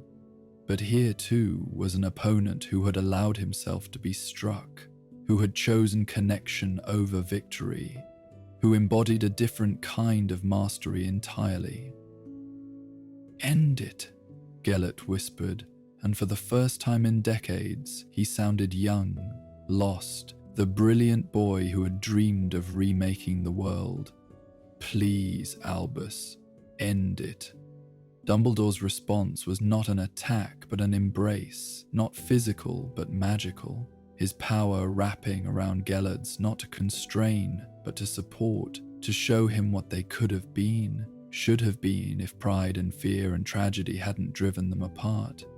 It was forgiveness and judgment, love and justice, the greater good as it should have been understood, not the domination of the many by the few, but the elevation of all through wisdom and compassion. The Elder Wand fell from nerveless fingers, clattering on stone with a sound like thunder. Gellert followed it, dropping to his knees, his face a mask of exhaustion and something that might have been relief. The greatest dark wizard of the age, master of armies and nations, defeater of all who stood against him, brought low not by superior force, but by the weight of his own choices, reflected in the eyes of the one person who had truly known him. "I yield," he said, the words barely audible. "You were always the better man, Albus. I see that now. I think I always knew." Dumbledore stepped forward, picking up the Elder Wand with hands that trembled slightly. The moment it touched his fingers, he felt its power, understood the seductive whisper of invincibility it offered. But he also felt the weight of all the death it had brought, all the ambition it had enabled. This was not a tool for building, but for destroying, not a means to the greater good, but a path to greater evil. "What will you do with me?" Gellert asked, looking up at the man who had been his equal, his opposite, his destiny. "That is not for me to decide," Dumbledore replied gently. "You'll stand trial for your crimes, face justice for all those you've hurt. But Gellert," he paused, choosing his words carefully, "you still have a choice. Even now, after everything, you can choose to help rather than harm. Your knowledge, your understanding, they could be used to heal some of the wounds you've created." Gellert laughed bitterly. Ever the optimist. "Do you really think they'll let me live? Do you think I want to? What you want and what you choose can be different things, Dumbledore said. I learnt that long ago. Perhaps it's time you learned it too. The authorities arrived soon after, alerted by the magical disturbances the duel had created. They found Gellert Grindelwald unresisting, his power broken not through any binding or curse, but through the simple recognition of defeat. The castle, battered by the forces unleashed within it, stood testament to the battle that had taken place. But the true victory was quieter, the triumph of wisdom over brilliance, of connection over isolation, of love over fear. Grindelwald's trial was swift. He refused to defend himself, refused even to speak except to confirm his identity and his crimes. He was sentenced to life imprisonment in his own fortress of Nurmengard, a poetic justice that many found fitting. The cell they placed him in was at the highest tower, sparse but not cruel, a place for contemplation rather than torture. Dumbledore visited him once before the sentence was carried out. They sat across from each other, no bars between them but a gulf of choices that could never be bridged. Keep the Elder Wand, Gellert said, his voice devoid of its old fire. You won it fairly, more than fairly, but be careful, Albus. It's a hungry thing, always wanting more. Don't let it make you into me. I won't use it, Dumbledore replied. It will be kept safe, its power contained. The world has seen enough of what such weapons can do. Always so noble, Gellert murmured, but there was no mockery in it, only a tired sort of admiration. I loved you, you know, in my way. It was probably the only real thing I ever felt. I know, Dumbledore said softly, and that love could have been your salvation, had you let it. Instead, you turned it into another weapon, another tool for control. That was your choice, Gellert. It was always your choice. They parted then, for the last time. Dumbledore returned to Hogwarts to teaching and quiet accomplishment, carrying the burden of the Elder Wand and the memory of what had been. Grindelwald went to his tower, to decades of solitude and contemplation, his only companion the knowledge of what he had thrown away. The wizarding world celebrated the end of the dark threat, rebuilt what had been destroyed, tried to heal the wounds left by years of terror and war. But for two old men, victory and defeat were more complex things, shadowed by memory and might-have-beens. As the years passed, the duel of 1945 passed into legend. The details grew with each telling. The spells became more spectacular, the duration longer, the stakes higher. But those who had witnessed it remembered most clearly not the display of magical power, but the moment when it ended. When two brilliant wizards stood revealed in all their humanity, all their frailty, all their choices. It was a reminder that power without wisdom is hollow, that brilliance without love is cold, that the greater good must include the good of individuals, or it becomes the greatest evil.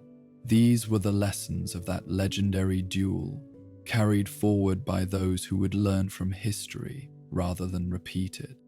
And in his tower, growing older and more frail with each passing year, Gellert Grindelwald stared out at the mountains, and occasionally, when the light was just right, thought he could see two young men walking together, planning a future bright with possibility, before the summer ended and the choices were made that led to this eternal autumn of regret. The highest tower of Nurmengard had been designed as Gellert Grindelwald's ultimate symbol of power, a needle of black stone piercing the sky from which he had once surveyed his growing empire. Now it served as his prison, the irony as sharp as the mountain winds that howled past its narrow windows.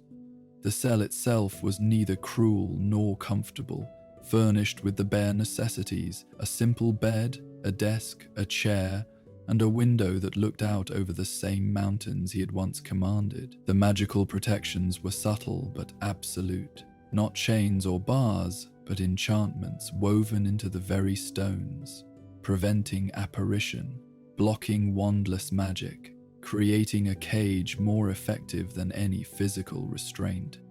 For the first months, Gellert raged.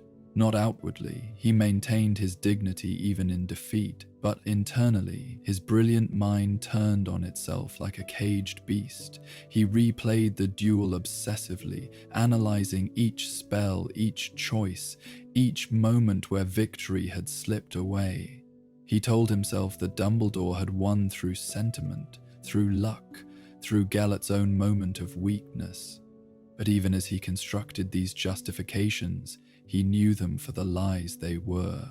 He had been defeated not by power, but by understanding, not by force, but by the simple recognition of what his choices had cost him. The transition from Dark Lord to prisoner was jarring in its mundanity. Where once his days had been filled with councils of war, with the exercise of power that shaped nations, now he faced endless routine. Meals appeared 3 times daily, simple but adequate. Books were permitted, non-magical texts only, carefully selected to contain no information that might aid escape.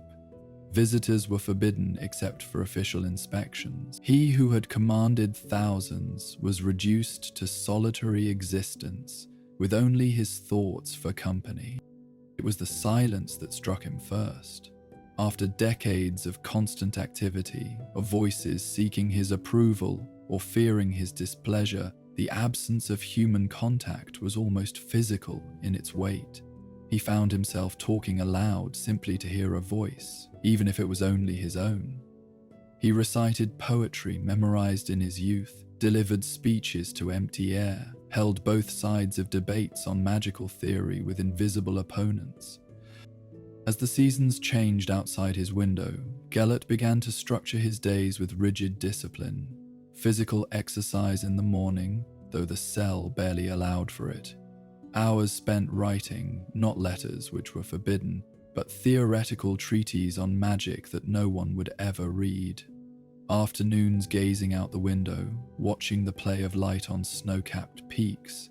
Evenings in meditation, though what he meditated on shifted as the years passed. At first, his writings were defiant, filled with justifications for his actions and condemnations of a world too blind to accept his vision. He penned manifestos that would never be published, outlining in detail how his new order would have functioned, how wizard guidance could have prevented the very disasters he had exploited. But as months became years, the tone began to change. The certainty that had once burned so bright began to flicker, though he would not yet acknowledge it even to himself. The books permitted to him were carefully chosen by his captors: philosophy, literature, history, but nothing that touched directly on magic or current events. At first, he scorned them as distractions for lesser minds, but boredom and intellectual hunger eventually drove him to read, and in reading, he encountered ideas that he had dismissed in his youth. Muggle philosophers writing about power and its corruption, about the nature of good and evil, about the paradoxes of trying to force others to be free. He read Dostoevsky's exploration of guilt and redemption with initial disdain that slowly transformed into uncomfortable recognition. He discovered Marcus Aurelius's meditations on duty and acceptance, finding in the Roman emperor's words echoes of paths not taken. Poetry that he had once thought weakness, works that spoke of love and loss and human connection, now carried meanings that his younger self had been too armored to perceive. The first crack in his certainty came in his 3rd year of imprisonment. He had been writing another defense of his actions when his hand simply stopped. The words on the page suddenly seemed hollow, repetitions of repetitions, a litany that had lost whatever power it once held. He sat staring at the half-finished sentence for hours, confronting for the first time the possibility that he might have been wrong. Not about everything, his pride would not allow that, but about methods, perhaps, about the costs, about what the greater good truly meant. The thought was terrifying in its implications. If he had been wrong, then the thousands who had died, the lives destroyed, the fear sown across a continent, all of it had been for nothing. The weight of that possibility was almost crushing. He destroyed that manuscript and began another, this time attempting honest analysis rather than justification. It was painful work, each word an admission of failure, each paragraph a step away from the certainty that had defined him. He examined his rise to power with the cold eye of a historian, noting the moments where idealism had given way to expediency, where the dream of transformation had become the reality of domination. The memory of Albus haunted these writings. Not the Albus who had defeated him, that man he could dismiss as sanctimonious, weakened by sentiment, but the young Albus of 1899, brilliant and passionate and alive with possibility. In his isolation, Gellert found himself returning obsessively to that summer, to conversations that had shaped everything that followed. They had dreamed of remaking the world together, and in the end, they had remade it separately. Albus through teaching and guidance, Gellert through force and fear. Which had achieved more? The question tormented him. His empire had crumbled within months of his defeat, his followers scattered or imprisoned, his laws revoked. But Dumbledore's students carried his teachings forward, spreading influence through inspiration rather than intimidation. It was a different kind of power, one Gellert had dismissed as weak, but which seemed to endure where his own had failed. The seasons cycled past his window with relentless regularity. Spring's promise, summer's fulfillment, autumn's decline, winter's death and dormancy. He began to see his own life reflected in these patterns. The spring of youth and ambition, the summer of power achieved, the autumn of defeat, and now this long winter of contemplation. But unlike the seasons, there would be no renewal for him, no spring to follow winter. This was his eternal season, cold and still and silent. In his 5th year, something shifted. The rage that had sustained him, the defiance that had defined him, simply exhausted itself. Like a fire that had consumed all available fuel, it flickered and died, leaving behind not peace, but a kind of hollow quietude. He continued his routines, but mechanically now, going through motions that had lost their meaning. It was in this state that he received his first and only visitor, not Dumbledore, that would have been too much for either of them, but a representative of the International Confederation of Wizards, come to assess his condition and report on whether he posed any continued threat. The wizard, young and nervous, clearly expected to find a raging Dark Lord. Instead, he found a thin, quiet man who answered questions with courtesy and showed no interest in escape or revenge. "Do you repent?" the young wizard asked, clearly following a script he'd been given. Gellert considered the question for a long moment. "Repentance requires understanding what one has done wrong," he said finally. "I am beginning to understand." It was the closest he could come to admission, but it marked another turning point. Understanding was not the same as repentance, but it was a necessary first step. He began to examine not just his methods, but his fundamental assumptions. The superiority of wizards, the right of the powerful to rule the weak, the belief that any sacrifice was justified for a greater good. Each pillar of his ideology crumbled under honest scrutiny. The hardest realization was about love. He had dismissed it as weakness, as the chain that bound lesser beings. But in his isolation, with no one to perform for or manipulate, he was forced to confront the truth. The only time in his life he had been genuinely happy was that summer with Albus, when connection had enhanced rather than diminished him. Every victory after had been hollow, every triumph tinged with the loneliness of standing apart from all others. He thought of his followers, whose names he could barely remember now. Tools, he had called them, useful for achieving his goals but ultimately disposable. Not one had visited, had tried to free him, had even sent word of loyalty. Because he had never inspired love, only fear and ambition. When the source of fear was removed, when the promise of power evaporated, nothing remained. By his 10th year of imprisonment, Gellert had developed an unexpected occupation, teaching, not directly, of course, but through the reports he was sometimes asked to write about dark magic and how to counter it. His captors had realized that his knowledge, properly channeled, could help prevent future dark wizards from rising. He wrote these reports with meticulous care, explaining not just the mechanics of dark magic, but the psychology behind it, the seductive whispers that led brilliant minds down paths of destruction.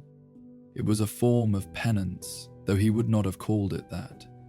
Each report was a confession of sorts, revealing the techniques he had used, the weaknesses he had exploited, the fears he had weaponized. He found unexpected satisfaction in imagining these documents helping some future aura prevent what he had caused. It was the closest he could come to undoing his crimes. His writings during this period took on a different character. Where once he had written manifestos and justifications, now he penned warnings. He wrote about the corruption of power, how each compromise led to the next, until crossing lines became habit. He wrote about the danger of brilliance unchecked by wisdom, of vision untempered by compassion. He wrote about the seductive lie of the greater good when it was used to justify lesser evils. One passage, written on a particularly clear winter day, when the mountains seemed to stretch to infinity, captured something essential. I believed myself above human connection, beyond the need for love or friendship or the small kindnesses that bind people together. I thought these things weakness, limitations that held back those destined for greatness. But in my isolation, I have learned the truth. Connection is not weakness, but strength. Love is not limitation, but liberation. The small kindnesses I scorned are the foundation upon which any lasting good must be built. I sought to remake the world through force and fear, but the world can only be truly changed through understanding and compassion, the very things I rejected as beneath me. He never knew if these writings were read by anyone beyond his guards. Perhaps they were filed away in some ministry archive, gathering dust. Perhaps they were destroyed as the ravings of a defeated tyrant. It didn't matter. The writing itself had become necessary, a way of making sense of a life that had seemed so clear in living but became increasingly complex in reflection. As his second decade of imprisonment began, Gellert's health started to fail. The physical vigor that had carried him through his rise to power diminished, leaving him frail and often tired. But his mind remained sharp, perhaps sharpened by the years of enforced contemplation. He read voraciously, thought deeply, and occasionally found something approaching peace in acceptance of his situation. He no longer raged against his imprisonment because he had come to understand it was just. He no longer planned escape because there was nowhere to go. The world had moved on without him, and he had no place in it. He no longer dreamed of power because he had seen where such dreams led. Instead, he existed in a strange state of suspension, neither fully alive nor ready to die, a ghost haunting his own life. The guards noticed the change in him over the years. Where once they had approached his cell with caution, ready for the attempted manipulations of a Dark Lord. Now they found only a quiet old man who thanked them for his meals and occasionally asked about the weather beyond what he could see from his window. Some found this transformation more unsettling than his former defiance. It was easier to guard a monster than a man confronting his own humanity. In his 15th year of imprisonment, Gellert received news that affected him more than he expected. Dumbledore had been appointed headmaster of Hogwarts. The information came accidentally, mentioned by a guard discussing his child's schooling. Gellert spent days afterward lost in memory, imagining Albus in the role that suited him perfectly, shaping young minds, guiding the next generation, building the future through patient teaching rather than dramatic conquest. "You won, Albus," he said to the empty cell. "Not just in our duel, but in everything that mattered. You found the right path, while I lost myself in the forest of my own ambition." He began then what would become his final major work, not a book of magic or politics, but a personal history. Not autobiography in the traditional sense, for he had no interest in glorifying or even explaining his actions. Instead, it was an attempt to trace the small choices that had led to great evil, the moments where he might have chosen differently, the slow corruption of ideals into ideology. He wrote about his childhood, the brilliant boy who had frozen flames and thought it clever, about his time at Durmstrang where he had pushed boundaries without considering why they existed, about the summer of 1899 in painful detail, acknowledging for the first time that Ariana's death had been more than accident. It had been the inevitable result of two brilliant young men playing with forces they didn't fully understand, prioritizing their grand designs over the fragile human life in their care. The work took years, his failing health making progress slow. But he persisted, driven by a need he couldn't fully articulate. Perhaps it was a form of confession, perhaps a warning to future generations, perhaps simply the human need to make sense of one's life before it ended. Whatever the motivation, he poured into it all the honesty he had spent a lifetime avoiding. He wrote about power and its seductions, about the slow transformation from idealist to tyrant. He wrote about the lies we tell ourselves to justify our actions, each one making the next easier. He wrote about the cost of isolation, the price of rejecting love, the hollow nature of victories achieved through fear. It was not an apology, he was too proud for that even now, but it was an acknowledgement, a recognition of truths he had spent decades denying. As his 20th year of imprisonment approached, Gellert knew his time was limited. His body, never robust after the years of wandering and dark magic, was failing more rapidly. He spent longer hours at his window, watching the seasons change, finding in their cycles a kind of comfort. The world went on without him, as it should. The mountains endured, indifferent to human ambition. There was peace in that indifference, in the recognition of his own insignificance against the vastness of time and nature. His final writings became more philosophical, less concerned with his own story and more with universal questions. What was the purpose of power? What did it mean to do good? How could brilliant minds avoid the traps of their own brilliance? He had no definitive answers, but the questions themselves seemed important, worth preserving even if no one would read them. On quiet nights, when the mountain wind carried echoes of the past, Gellert sometimes thought he could hear voices from long ago. His mother singing lullabies in a small Austrian cottage, his great-aunt Bartilda discussing history with passionate enthusiasm, and always, threading through every memory like golden wire, Albus's voice, young and eager, full of dreams and possibility, speaking of futures that might have been. "For the greater good," he whispered to the darkness. and the words that had once been a battle cry now sounded like a lament. The greater good he had served had been nothing but his own ambition dressed in noble clothes. The true greater good, the patient work of building, teaching, connecting, had been accomplished by others, while he had sown only destruction. In his final winter, as snow piled against his window and the world shrank to the small circle of warmth from his meagre fire, Gellert Grindelwald achieved something he had never thought possible: acceptance. Not forgiveness, that was not his to grant himself. Not peace, his crimes were too great for that, but acceptance of what he had chosen, what he had become, and the justice of his fate. He died on a cold March morning in 1998, 53 years after his defeat. The guards found him at his desk, quill in hand, having written one final line in his manuscript. "In the end, I was my own prison, and only in accepting that could I find any measure of freedom." His death went largely unremarked by a world that had moved beyond him.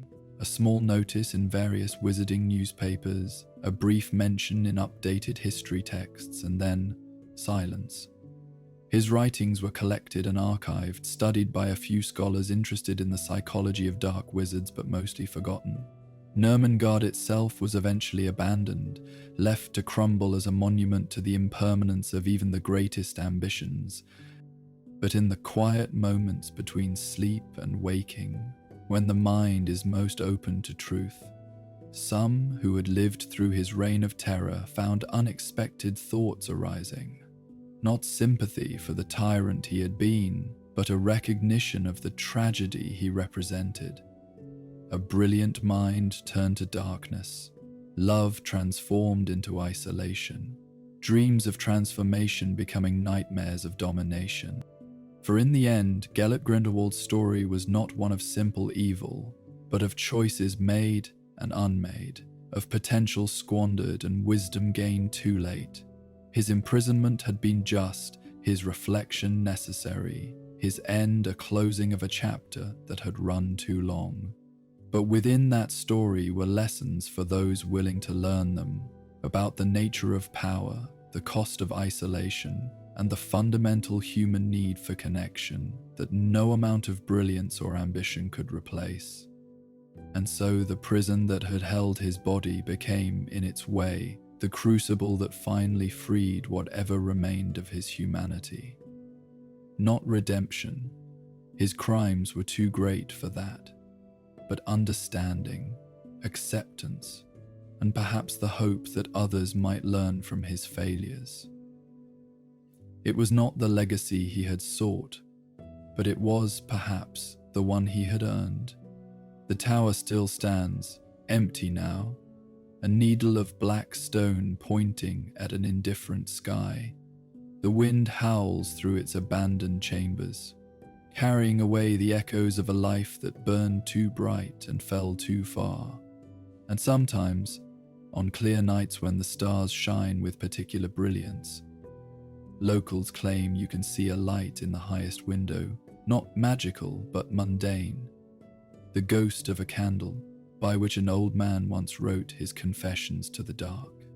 The world beyond Nurmengard's black stone walls had transformed dramatically during Gellert Grindelwald's decades of imprisonment. The wizarding community had rebuilt from the devastation of his war. New generations had been born knowing his name only from history books, and another dark wizard had risen and fallen in Britain. These changes came to Gellert in fragments: overheard conversations between guards, glimpses of newspaper headlines, the shifting attitudes of those who brought his meals. He absorbed this information with the detached interest of someone watching a play whose ending he would never see. The news of Lord Voldemort's rise in the 1970s stirred complex emotions in the old prisoner. Here was another brilliant wizard choosing the path of fear and domination, making the same fundamental errors Gellert now recognized in his own past. He felt no kinship with this new Dark Lord, Voldemort's crude terrorism and obsession with blood purity seemed like a child's version of the sophisticated vision Gellert had once pursued, but he recognized the pattern. Brilliance twisted into cruelty, isolation masquerading as strength, the pursuit of power becoming its own end. When word reached him of Voldemort's first defeat at the hands of a baby, Gellert had actually laughed, a rusty sound that startled the guard who brought the news. The irony was too perfect. All that power, all that careful planning, undone by the one force dark wizards consistently underestimated: love. A mother's sacrifice had accomplished what armies could not. It was a lesson Gellert had learned too late, but learned nonetheless. The 1980s brought a new development in his isolated existence. Scholars of dark magic, seeking to understand and prevent future rises of such wizards, began requesting access to his writings. Not to him directly, that remained forbidden, but to the thousands of pages he had produced during his imprisonment. After much debate, carefully edited portions were released for academic study. Gellert never knew if his warnings reached those who needed them, but he continued writing with renewed purpose, hoping that somewhere, some brilliant young wizard might read his words and choose a different path. His health, gradually declining for years, took a sharp turn in the winter of 1997. A persistent cough developed into something more serious, and the prison healers, for even Dark Lords received medical care, informed him that his body was finally surrendering to age and the accumulated damage of decades of dark magic use. He received this news with equanimity, perhaps even relief. He was 115 years old, far beyond the normal wizard lifespan, sustained partly by the unnatural vitality that came from wielding artifacts like the Elder Wand, and partly by sheer force of will. That will was finally waning. As his strength diminished, Gellert found his mind turning increasingly to memories of youth. Not the grand moments of power achieved or battles won, but smaller things. The taste of his mother's apple strudel, the sound of students laughing in Durmstrang's halls before his experiments had led to expulsion, the weight of fresh-bought books in his arms, full of knowledge yet to be discovered, and always inevitably that golden summer of 1899, which seemed to grow brighter in memory even as the present dimmed. It was in this state, body failing but mind still sharp, that Gellert Grindelwald received his final visitor. The date was March 15, 1998, and winter still gripped the mountains around Normangard. He was dozing in his chair by the window when the door opened, expecting the healer with another potion he would dutifully drink despite its futility. Instead, a young man entered. No, Gellert realized as his vision cleared, not a man, barely more than a boy, 17 or 18 at most. Pale, with dark hair and features that carried a disturbing echo of someone Gellert had once seen in newspaper photographs. The boy's eyes were red, rimmed with exhaustion or grief, and he carried himself with the intensity of someone on a desperate mission. "Mr. Grindelwald," the boy said in accented English, and suddenly Gellert understood. This was him, the other one. The British Dark Lord who had risen where Gellert had fallen, but something was wrong. This was not the serpentine creature described in whispered rumors, but a youth who looked human, vulnerable, driven by need rather than conquest. Tom Riddle, Gellert said, using the name he had gleaned from old reports, the human name rather than the grandiose title. Or do you prefer Lord Voldemort? Though I must say, you look rather young for a Dark Lord who has terrorized Britain for decades. The boy's face contorted with rage before smoothing into calculated calm. I am Lord Voldemort. This temporary form does not diminish who I am.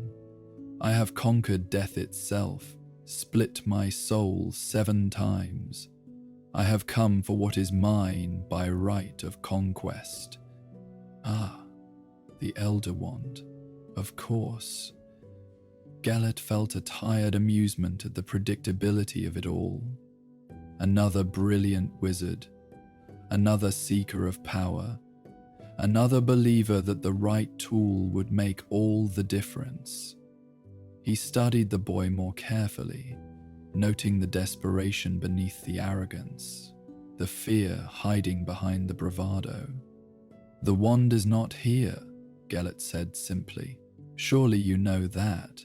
Dumbledore won it from me in 1945. If you seek the Elder Wand, you seek the wrong wizard."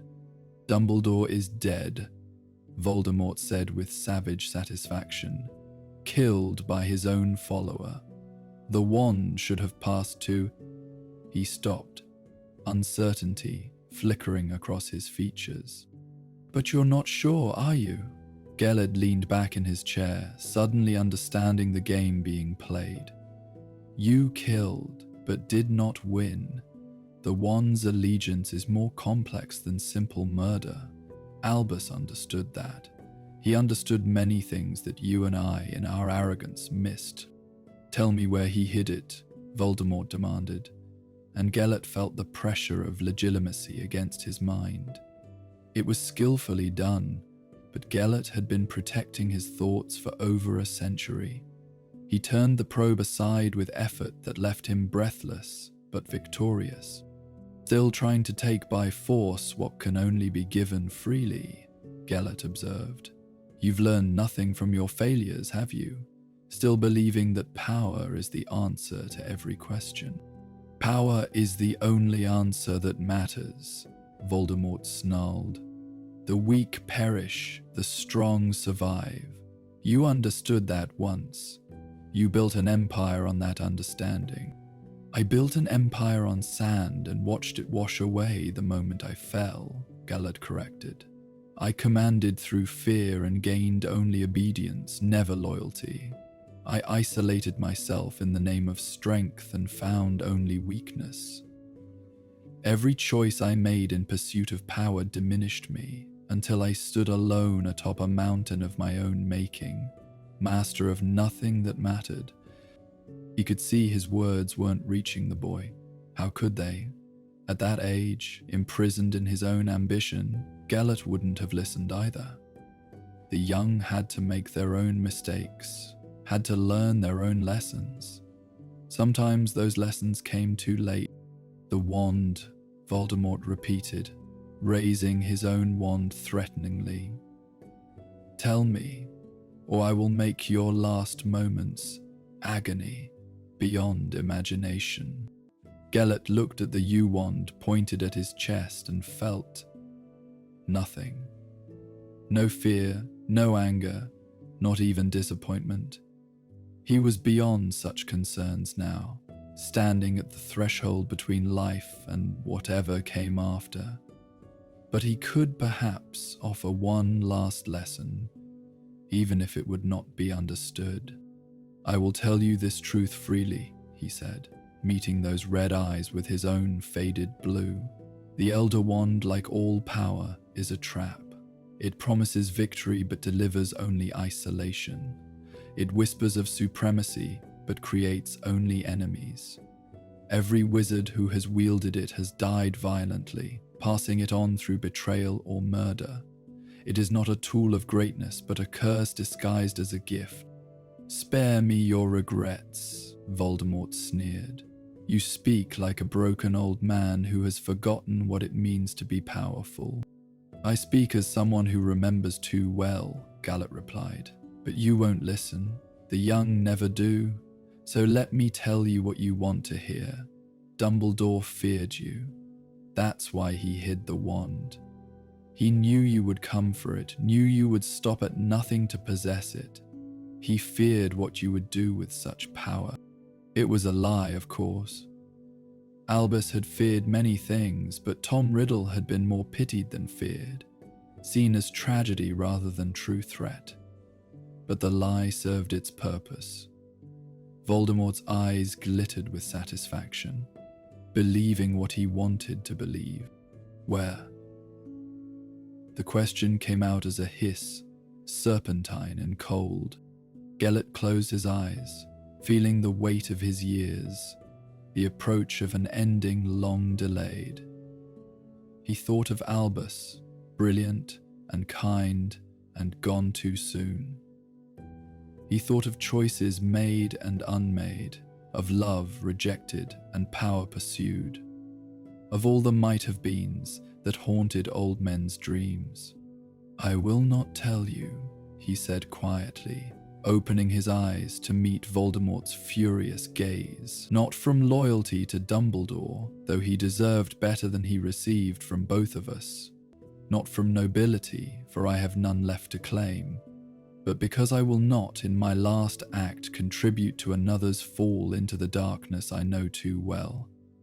If you would have the Elder Wand, you must find it yourself, and in finding it perhaps you will learn what I learned too late, that what we seek is rarely what we need. The rage that transformed Voldemort's young face was terrible to behold. Here was someone who had never been truly denied, who had taken what he wanted through force or cunning for so long that refusal was incomprehensible. Gellert saw the curse forming on those lips, saw death approaching in a flash of green light, and felt only a distant curiosity about what came next. Avada Kedavra. The words echoed in the small cell, bouncing off stone walls that had contained so much contemplation, so much regret, so much slowly won wisdom. The green light struck Gellert square in the chest, and he felt peace. As life fled his body, Gellert Grindelwald had a moment of perfect clarity. He saw his life spread before him like a map, every choice marked, every path visible. He saw the boy he had been, brilliant and cold and hungry for power. He saw the man he had become, isolated and terrible and lost. He saw the prisoner he had been, slowly learning truths that freedom had hidden from him. And in that last instant, he saw something else, a flicker of what might have been, had he chosen differently on a summer night in 1899. A life spent building rather than destroying, teaching rather than commanding, loving rather than using. It was beautiful and painful and gone in the space between heartbeats. Gellert Grindelwald died as the sun set behind the mountains, painting the sky in shades of gold that reminded him of summer afternoons and young love and dreams not yet turned to ash. His body slumped in the chair he had occupied for decades, finally free from the prison of his own making. Voldemort stood over the corpse for a long moment, fury gradually giving way to frustration. He had gained nothing from this encounter, learned nothing about the Elder Wand's location. The old man had defied him even in death, choosing silence over survival. It was incomprehensible to someone who would do anything, sacrifice anyone to cling to life. With a snarl of disgust, Voldemort swept from the cell, leaving Gellert's body behind like discarded refuse. He had more important concerns than dead dark wizards who had forgotten their purpose. The Elder Wand was out there somewhere, waiting to be claimed. He would find it, master it, use it to crush all opposition.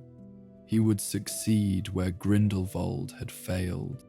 The guards found Gellert's body the next morning, seated by the window as if he had simply fallen asleep watching the sunrise. On his desk lay his final manuscript, thousands of pages of reflection and warning and hard-won wisdom. His face, which had carried such terrible expressions in life, was peaceful in death. The lines of age and regret smoothed away.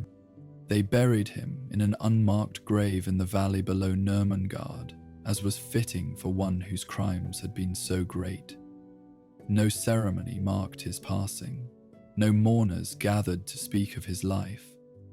He went into the earth as anonymously as he had come into the world, the brilliant boy who had become a monster, who had become, at the very last, something approaching human again. His manuscripts were eventually published, years after his death, when the wounds he had caused had healed enough to allow for study rather than mere condemnation. Scholars of dark magic found in them invaluable insights into how brilliance could be corrupted, how idealism could transform into tyranny, how the pursuit of power ultimately consumed those who sought it. But perhaps the most lasting impact of Gellert Grindelwald's life and death came not from his rise or fall, but from his years of imprisonment. For in that forced solitude, stripped of power and pretense, he had been compelled to confront the fundamental truth that had eluded him in freedom, that we are defined not by our abilities but by our choices, not by what we can take but by what we give, not by how we stand alone but by how we stand together. It was a lesson learned too late to save him, but perhaps not too late to save others.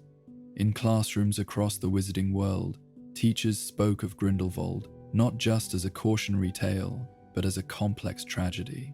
Here was someone who had possessed every gift, brilliance, power, charisma, vision, and had used them all in service of isolation and domination. His life posed questions that each new generation had to answer. What is the proper use of power? What does it mean to serve the greater good?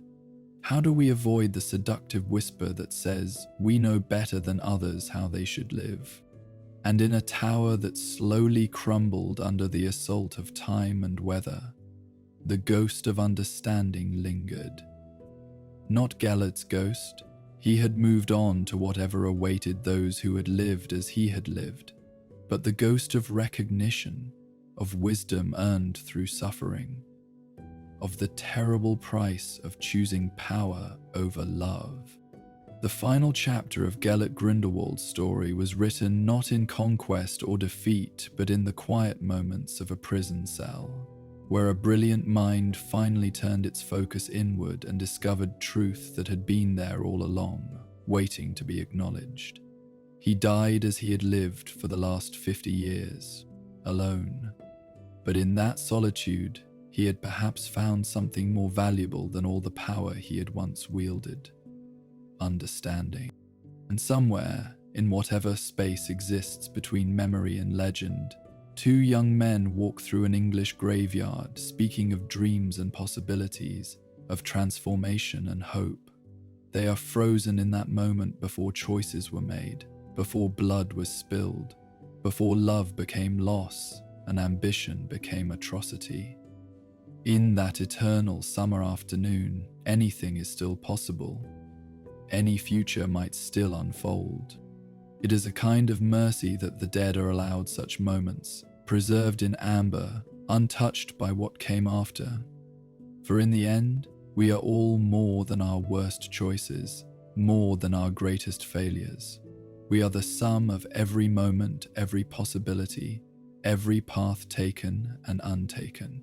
Gellert Grindelwald was a dark wizard, a tyrant, a cautionary tale, but he was also a brilliant boy who loved his great aunt, a young man who found perfect understanding in another's eyes, an old prisoner who learned too late what truly mattered.